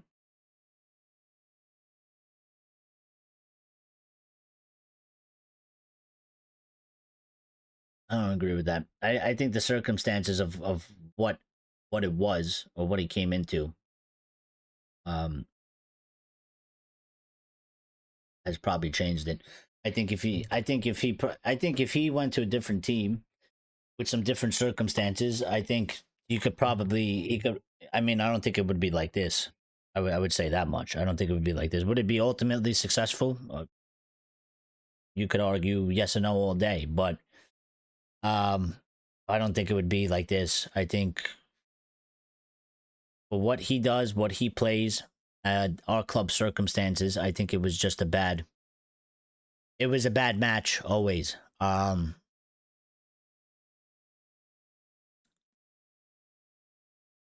Yeah, I mean, you look at like the likes of City, and they're rebuilding too, but it's just like, you look at the point where like they had James Trafford, they spent 50 million on him. They played one bad game, and Pep just goes, "Yeah, go and get me fucking Champions League winner Donnarumma, and we'll give him 500,000 a week." And then you look at our club, and it's like, yeah, we did well to get players in, but we can't do shit like that. We needed the midfielder. We needed the goalkeeper. We needed Donnarumma. Now they went with Lemons. I don't know. Maybe he'll be okay, but I think this is probably also why Ruben asked for and wanted some more experienced players as well. Instead of maybe some of the younger ones. It's why he asked for maybe why he asked for Watkins instead of Sesko. But again, I don't disagree. The club had to do what the club had to do, and if they decided that Sesko is better for the long-term project and it's better for the football club in a financial aspect, then you got to do what you got to do. It can't all be about Ruben. He's got to be able to work with the circumstances of the club and try and make it the best. But it's not happening. So, lucky. Bruno Fernandes has said very disappointing defense in general. Quality ball is not there from us. Bruno Fernandes said not good enough balls from me and not getting ball on target. Well, he should be saying that. Manager says Benjamin Sesko start. I am happy with Alongbomo, Diallo all try to play in transition. I mean, yeah, but just in general, the team. But I didn't even do player ratings, but I'll run through them real quick and then we'll get out of here. So Biende, to give him a 4. Again, I don't think that might be harsh, but I mean, we've given up 3 goals. I don't think he instilled any confidence in the way he was playing. And again, I disagree with me and Andero disagree, but I think he could have, while it's not his fault, he could have. I think he still could have done better on 2 out of the 3 goals. The third one was just, just disaster from the defense and Maguire and shit. But I still think he could have done better. I do really feel like if he had Donnarumma, he saves at least 1 out of those 2 for sure. And I feel like the second one, because just it wasn't there. Lenny, I give him a 5.5. Elite, I give him a 5. Luke Shaw, you're getting a 3 because he was a disaster. Maz, 5, 4.5. Ugarte, I actually give him a 6. I think he actually was doing good. Especially in the first half. I think he was actually doing the job he was supposed to do. And albeit I think he was doing it alone as well at times. I mean, at times it was 3v1. So I give him a little bit of a benefit of the doubt today. Bruno gets a 3. Dorgo, I give a 4.5. And Buemo, I'll give him a 6. I think he was our best player on the pitch. And also, I give him man of the match, even though it's always weird to give man of the matches when your team gets dismantled or loses. But man of the match in terms of he was our best player. I rate him as our best player today. Ahmad, give like a 4.5 or 5. Sesko, same 4.55. And really, it's a bit harsh on him, but I mean, like, he wasn't involved in the game at all. But a lot of it is because of, lack of service. And here we are again talking about a striker that we got ghosting in a match with the lack of service. So Maguire 3 because he came on and basically got shitted on. Um, Kobe, I'll give him a 6. Cass, I'll give him a 6, and Xerxes, I'll give him a 6 because Xerxes didn't play a lot, and Cass came on a little bit with less time as well, and Kobe did all right when he came on. So, and Ruben, he gets a 2 today. He got it completely wrong. So, uh, yeah, yeah, that's pretty much it. Chad says when Ineos gives you lemons, bring lemons to our aid. Well, yeah, I mean, make some lemonade or some shit, I guess, right? But this is what I'm saying, Chad. You know what I mean? Like, this is what I'm saying, Chad. Like, he's got some calls to make, and I think it's going to be very telling by next match. And he only has till next match. I don't think he has to sit around and wait for another 3 matches to make the changes I'm talking about. I think you got lemons in. That's your goalkeeper. You make the call. You go with the kid. Because I don't think you can rely on Biende, and Biende is not one instilling confidence. I think you got to make that change, and hope that Lemons can do the job that we supposedly bought him for. Again, I have no understanding of him in any way, so I can't tell you it's gonna happen or not. But I think at the certain circumstance, I've seen enough of Biender. We've seen enough of Biender, and I think you go with Lemons. And the second thing you do is Bruno Fernandes should never be in that 6th position ever again. If we go into the Chelsea match and Biend is there and Bruno's playing 6, and I think we got our answer, and and we know the ending at that point, and I think it's done from there, and it's all downhill. Xerxes and Sesko are squad players at best on my FIFA 22. Axe says we can't stand behind this manager anymore. We've already escaped relegation last season. How can you watch this and be calm? Because I'm not going to drive my heart rate through the roof and give myself a stroke because I have literally no ability and no power to sack the manager. There's nothing I can do except to be here and talk about it and watch as shit goes down. I'm calm because I'm not really calm, but I'm not going to be screaming and shouting. There's just no point in it, man. There's just no point in it. What's the point? What's the point?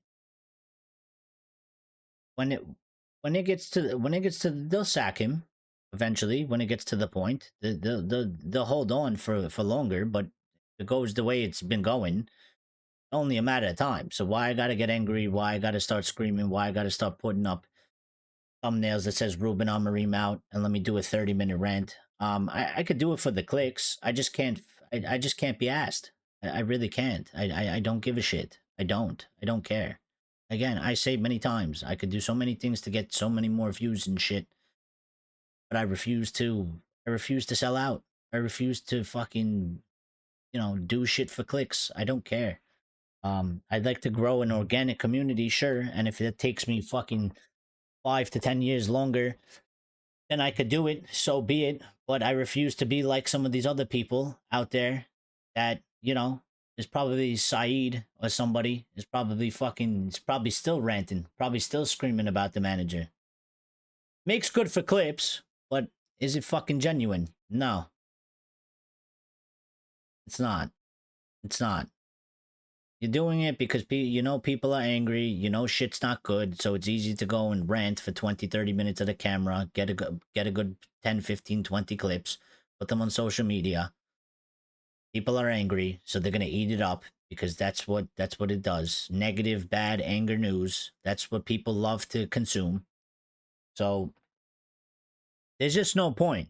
There's just no point. No, there's no point. There's no point.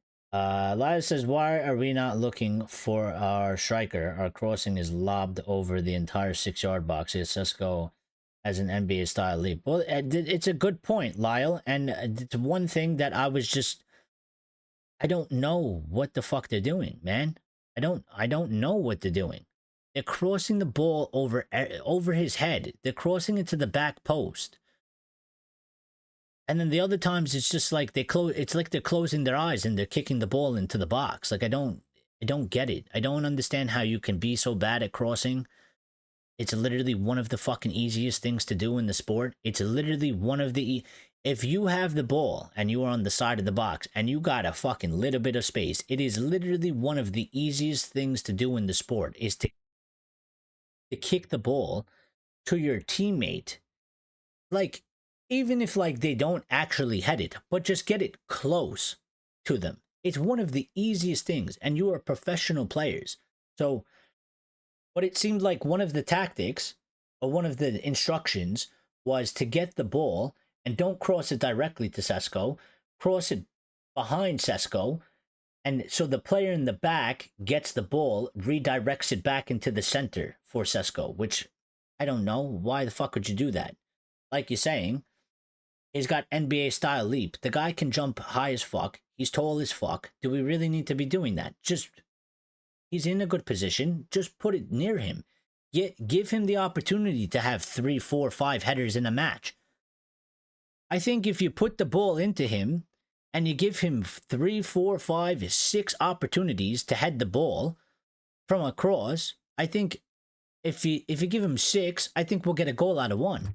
But if you give him 1 or 2, I think you're asking to be lucky.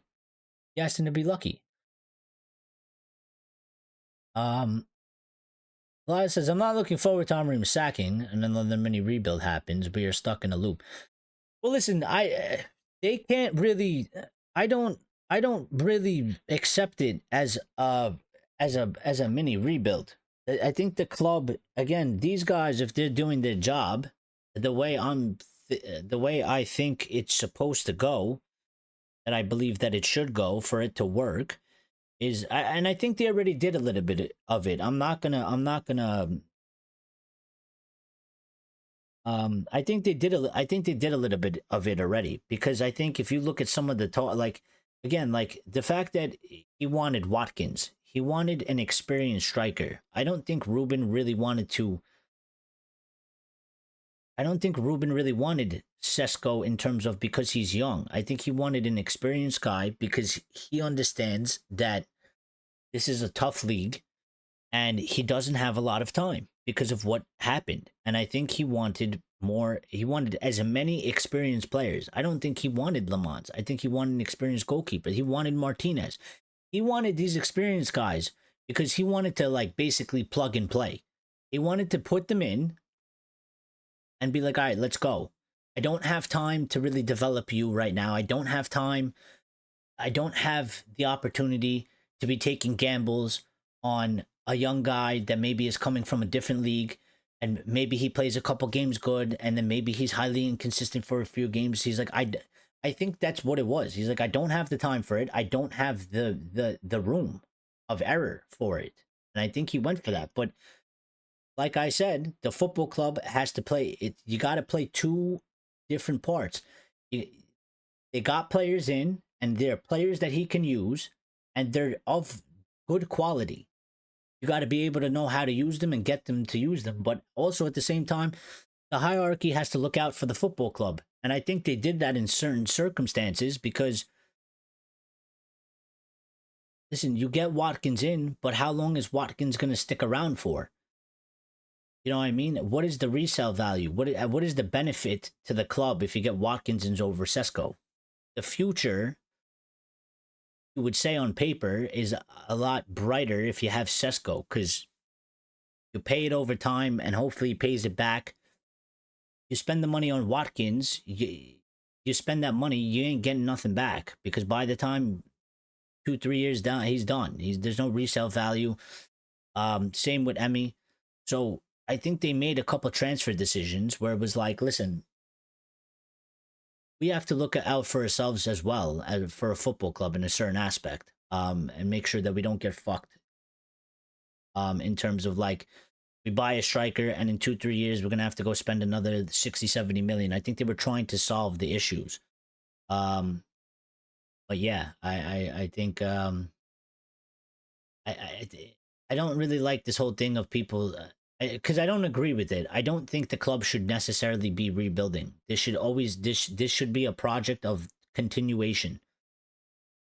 There should be, if there's a guy coming in to succeed, he can't be massively different. It can't be Ruben 2.0. It can't be somebody that plays so totally 100% the opposite that now we're going to have to rebuild. It's got to be somebody that comes in, picks up what we have, and brings it up. So they got to be similar in a certain aspect and shit like that. Chad says if we sold Bruno, got in Carrick, we would be having a different conversation. Well, I think we would, because I think the circumstances would be different. And I think things would be different. It doesn't mean that necessarily it would be maybe better for us, Chad. Could very well be. But yeah, I just think when things like that happen, there's different circumstances, like different things happen. It leads to different outcomes. So, I mean, I don't necessarily agree with the whole Carrick thing. But you know, if you were, just for argument's sake, if we were to sell Bruno and we did get Carrick in, the circumstances would be very different. We would be playing a different formation, for sure, maybe in a different sort of style, and we would have had more money, and maybe, you know, we would have had maybe we would have Baleba right now in the midfield. I don't know, you know. But they would definitely be different because you made different choices, and when you make the different choices, there's different outcomes to come out of that. So 100%. That says good on you, Sir Eric. Real as fuck. Thank you. Keep it up. Well, I try my best, you know. Lyle says Mbomo was #1 for crossing last season, and Sesko is good at heading the ball. No brainer. Well, you would fucking think so, but a lot of things that seem to be no brainers, we seem to do the opposite at Manchester United. So. Chad says the loop we are stuck in is one where there is no leadership, but the same captain for some time now. Looking for water in the desert will serve us better. Yeah, I mean, but you know what, Chad? I'll tell you this: the loop, and it's concerning. The loop is bigger than that. I know what you're getting onto, but you know what? That loop, Chad, goes on way bigger than even just you know, our captain right now. Because when you say there's no leadership, I remember having a conversation in the fan base of there is no leadership, and that was about 6 years ago, 7, maybe. We bitched and moaned at that time that there was no leadership at that time, and we're here.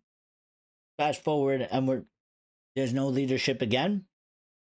You know, it's a bigger problem than the guy that has the armband. Because what the fuck are we doing as a football club? That we're doing 7-8 years, and we can't figure out how to sort out leadership issues, and actually find somebody that has one. So, Axe says, let's say he wants experienced players and Ineos wants youngsters. Why the hell have Ineos hired Alvarim then? Well, I think it's the way things went. I think when he came in, I don't think he thought it was going to be as bad as it went. I don't think they thought that either. But I think after that happened and the circumstances that surrounded that, I think he went into this season, and I think his focus and his idea was, I already have less time than I want. And when you have young players, they are less consistent. When you have the experienced players, they should be more consistent on paper. And I think his thing was, I want to do a good job. I want to succeed here. And it's the things that are going to help me is getting in as many probably experienced players as possible. But Ineos, again, they got to do what they got to do for the football club. I've always said this. I've said this for months. It's not specifically about the manager. It's not specifically about Ruben. It cannot be. You cannot do everything just to tailor every whim and need that Ruben has done. And I, as much as it might be a bit of a problem now, I do agree that it was correct that they did not go and get every single exact player he wanted.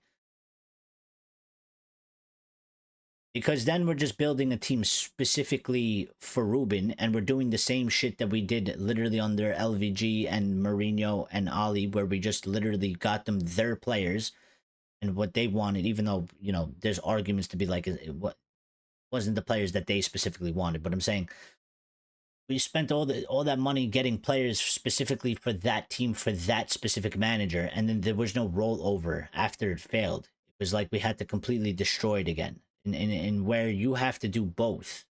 I think they did that because I think he can use these players. The problem with him is that, you know, he's got he's got a younger striker compared to Sesko, compared to Watkins. He probably would have preferred the experience so that there's no trends like we're seeing right now. There's a transition time going on. Sesko's come from another league. He's young. He has to transition to the team, to the Premier League. And I think Ruben was like, get me Ollie Watkins. He plays in the Prem. He's experienced. He scores goals. I can fucking put him in directly into my team. He's going to go with Mbuemo. He's going to go with Cunha. All three of them play in the Prem. All three of them have experience, and we'll have an experienced attacking line. And he's like, get me Emi Martinez because he's an experienced goalkeeper. He plays in the Premier League. He's obviously good enough to play in the Premier League.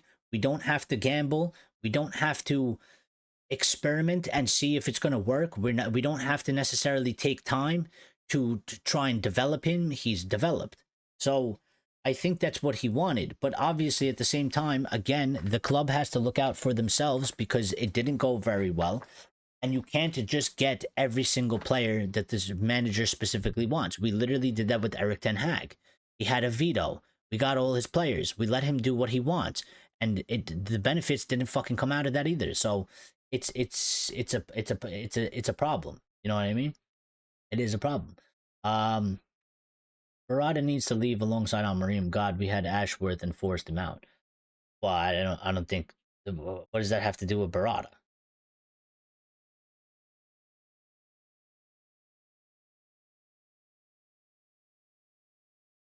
Barada has nothing to do with Ashworth, though. I think Ashworth was just. I think Ashworth was a Sir Jim thing, to be quite honest. Chad says we would have been coached by a manager who wasn't a super sub. Carrick was a general, and he knows the philosophy and what mentality players should have. No, I listen. I love Michael Carrick. And I'm not saying. I'm just saying I don't know because of the circumstances our football club is in. You know what I mean? And the position. I don't know. I don't know anymore, and I'm not gonna do it. I'm not gonna do it. I don't know what manager. Because I just don't see a manager out there that has a golden wand that's gonna come and fix all the problems. So I just don't. I'm gonna be quite honest with you. I listen.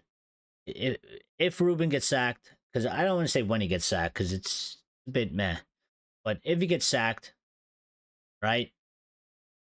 Whoever comes in, I'm gonna back them in terms of, and when I say back them, I'm gonna allow them the opportunity to prove that they can make shit work. But I honestly, I've run out of belief in any manager. So I don't think that there's a manager out there that's going to get anything significantly done. I mean, better than this, sure. Bringing us to the promised land and leading to some sort of sustainability of success, essentially sort of like an Arsenal type of thing, where they went from eighth and being shit to being consistently, you know, challenging and well-oiled machine now, even though they haven't won a trophy. But, you know, at least they're up there and they're fighting and they're in the top competitions. And they get to play a full season and have something to fight for. I don't know. I don't know. I don't know anymore. I have zero belief that there is a manager out there that's going to do it. So, you know, I don't really care. I don't really care who comes in anymore. I don't. I don't. Just, you know, just get him, put him in. I'll watch and I'll see how it goes. And then I'll adjust my opinion from there based on what I see with my two eyes. Chad says we had no leadership since Maguire. Both of them are protected by the media. Ashley Young and Valencia were better leaders than the past two that we had. Yeah, probably. I mean, probably. I mean, I hated Ashley Young, and solely because we made him into a left back or right back or whatever. I fucking hate, and he was awful there. But yeah, but also Chad, to be honest with you, and you can make the counter argument to this as well, but those two guys are from a different era as well.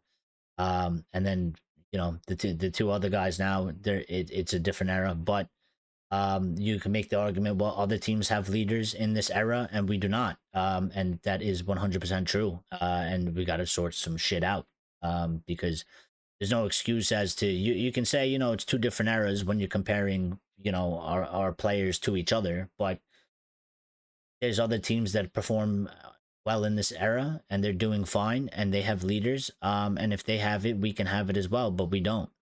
So access Carrigan again, literally, I don't care. Literally they can literally fucking appoint Gareth Southgate at this point. I won't care. I won't give a shit. I will not care. I don't. Axis, wasn't Barada the one who backed on Mareem and forced Ashworth out because of differences over the manager? I don't. Well, we don't have the details to that. I think Barada definitely. I mean, Barada definitely backed on Mareem. I don't know if that was in direct correlation to that went against like it went against Ashworth and that led to Ashworth being put out. I think, if I remember correctly, one of the big things about Ashworth was Sir Jim was quite unhappy with the way they had disagreements. I mean, Ashworth was in charge of putting up the list of managers. Actually, it was about the Ten Hag thing. It wasn't even about Amarim. It was about the Ten Hag thing.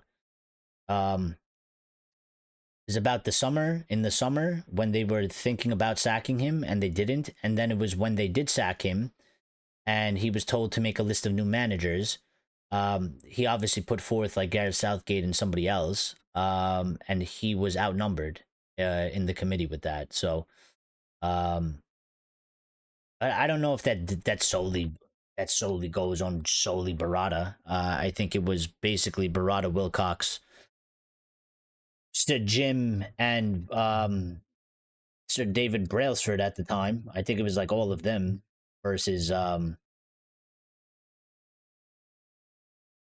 Ashworth, and I think that's why they were like, yeah, it's not going to work because clearly not really on the same page as us. We're literally in like two different lanes. So Dad says I'll do it.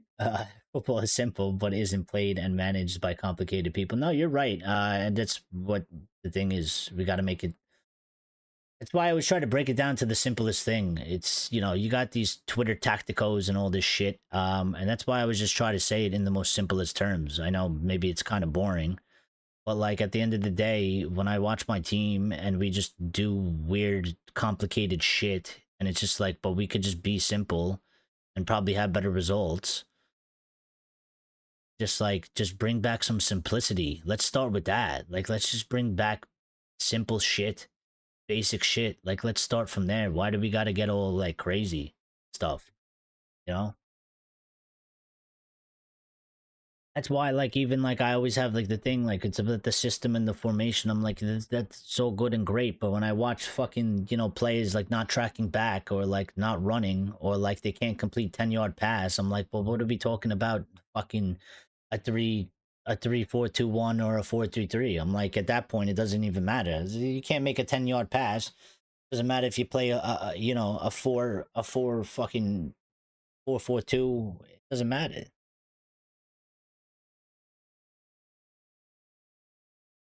Liverpool hired a manager, won them the title in the first season in charge, and now is undefeated. God, Ineos hired a guy who was rejected by Liverpool, and I know the circumstances were highly different. Yeah, but be rejected for whatever reasons. It's their football club. They got a different shit going on. You get rejected by them.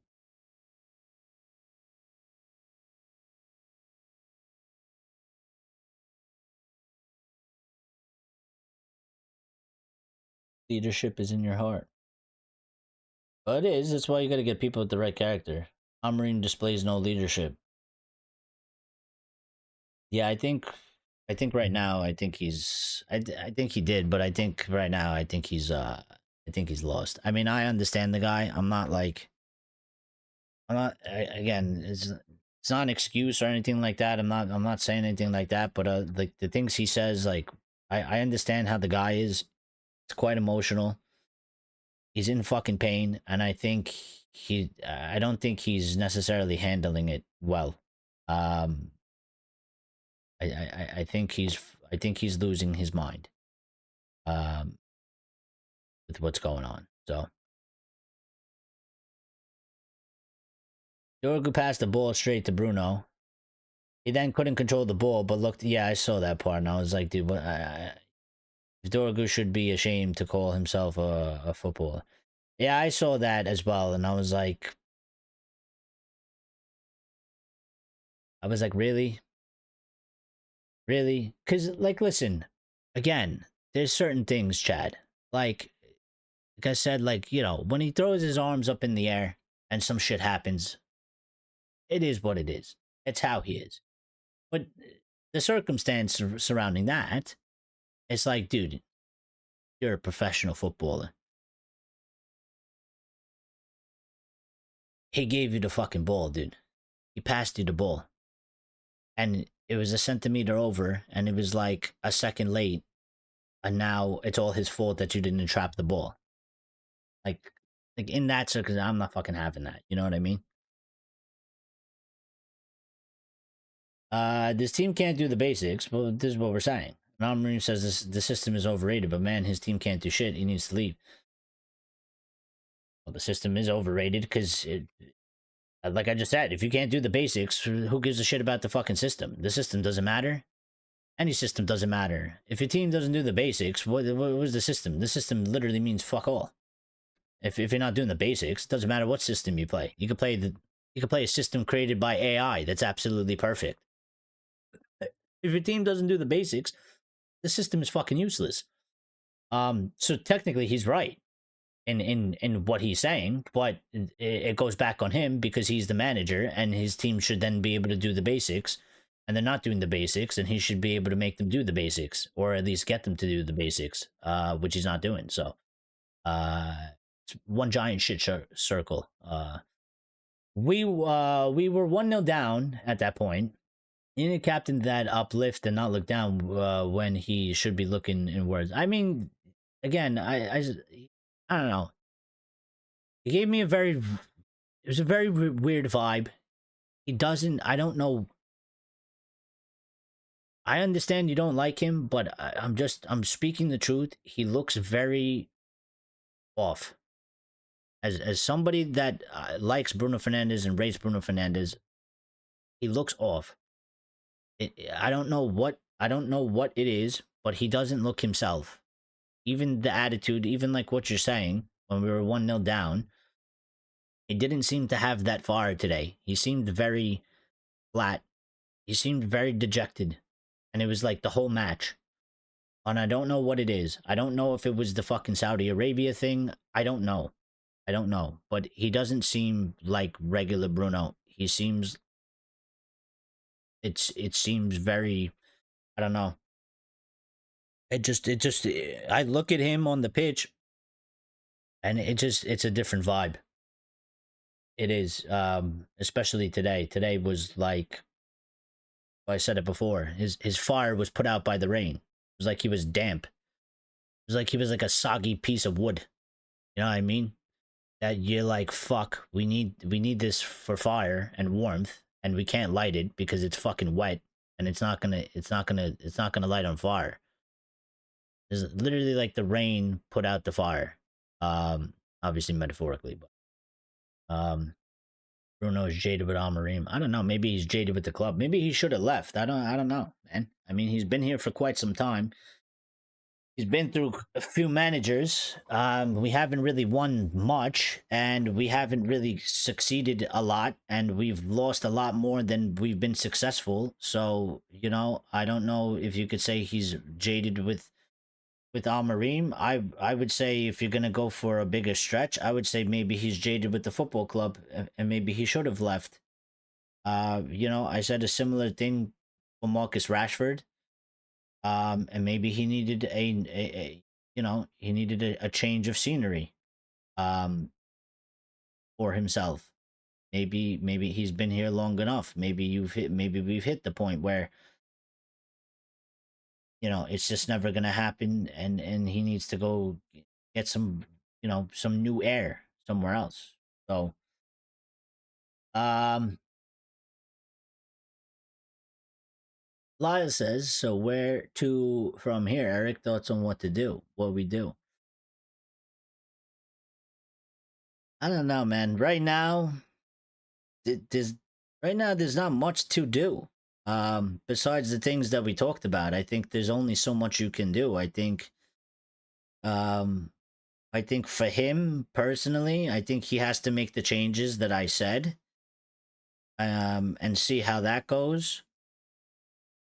And I think there's not much to really do. We just sit here and I guess watch what happens. I mean, from the club perspective, I know there's many people out there that are saying sack him now and sack him today. And they could do that. I don't think that I don't think that they're going to. They could, maybe they should. I don't know, but I think at the very least, from the hierarchy up above, um, I'd at least very much have a fucking list going. Um, Start doing a little bit of homework because it's not peaking in the direction you wanted to see it peak. You know what I mean? So you got to be prepared to move and be flexible and stuff like that. But I think as of right now, I mean, I don't think he's gonna. I don't think like we're gonna wake up tomorrow and he's gonna be sacked. I think probably he'll be here. I mean, depends on the results really, because it is still early. It's 4 matches in, but I mean, listen, if you go play Chelsea, you got to win. It changes things again slightly. The perspective will be a little bit different, but maybe we do something where it's like we win one, we lose one, we win one, we lose one, we draw one. I don't know. That might prolong it depending on how it goes. If we go into the next 3 weeks and we suffer 3 losses back to back, here, let me put this a little bit more.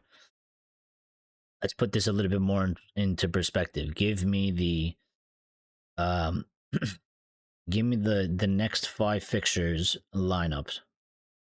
Um Matches. So we gotta play Chelsea, Brentford, Sunderland, right? So I'll tell you this right now. Depending on how those matches go, the Liverpool one could ultimately be probably maybe his last one. Because if we show the schedule, it's on my phone, so like it doesn't. The schedule is we're playing Chelsea, we're home. Then we play Brentford and we're away. We play Sunderland and we're home. And then we play Liverpool and we're away at Anfield. And then we play Brighton and we're home.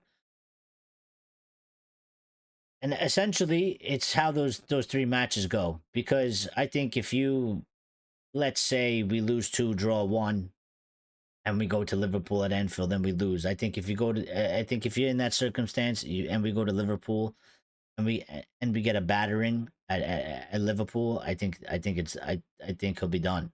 I think they'll sack him. It's happened before. So yeah, I mean, literally, like all of this is out of our hands. It's all on him and the players, and it all depends on what happens.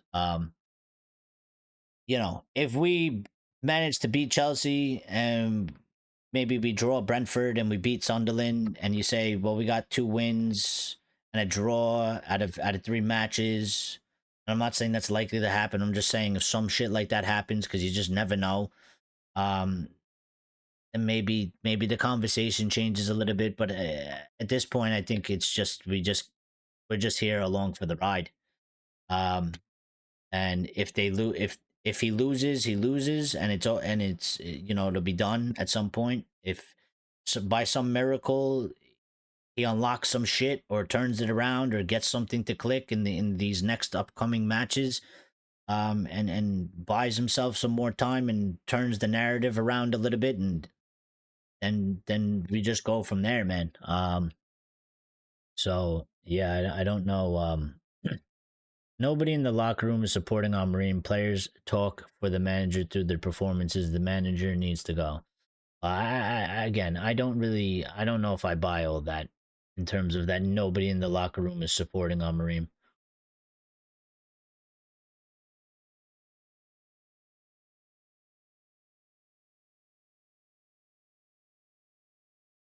Eric and Ali and then Tusha. Yeah, it's not. Ali is never coming back to the football club. Tusha's in England and he's doing Tusha things. And I don't even know, is Carrick unemployed? Chad says Man's always looked off. That's why he is labeled a crybaby. Remember when Liverpool were giving us a hiding and he looked like he wanted to come off? That was under Eric tonight. He's a sore loser. He is, and I get that. I understand that. There's still a way to handle that, even if you are a sore loser, but he is definitely a sore loser. I mean, I don't really blame him for the Liverpool thing. I probably would have wanted to come off as well. Not to fucking abandon the club or anything. But yeah,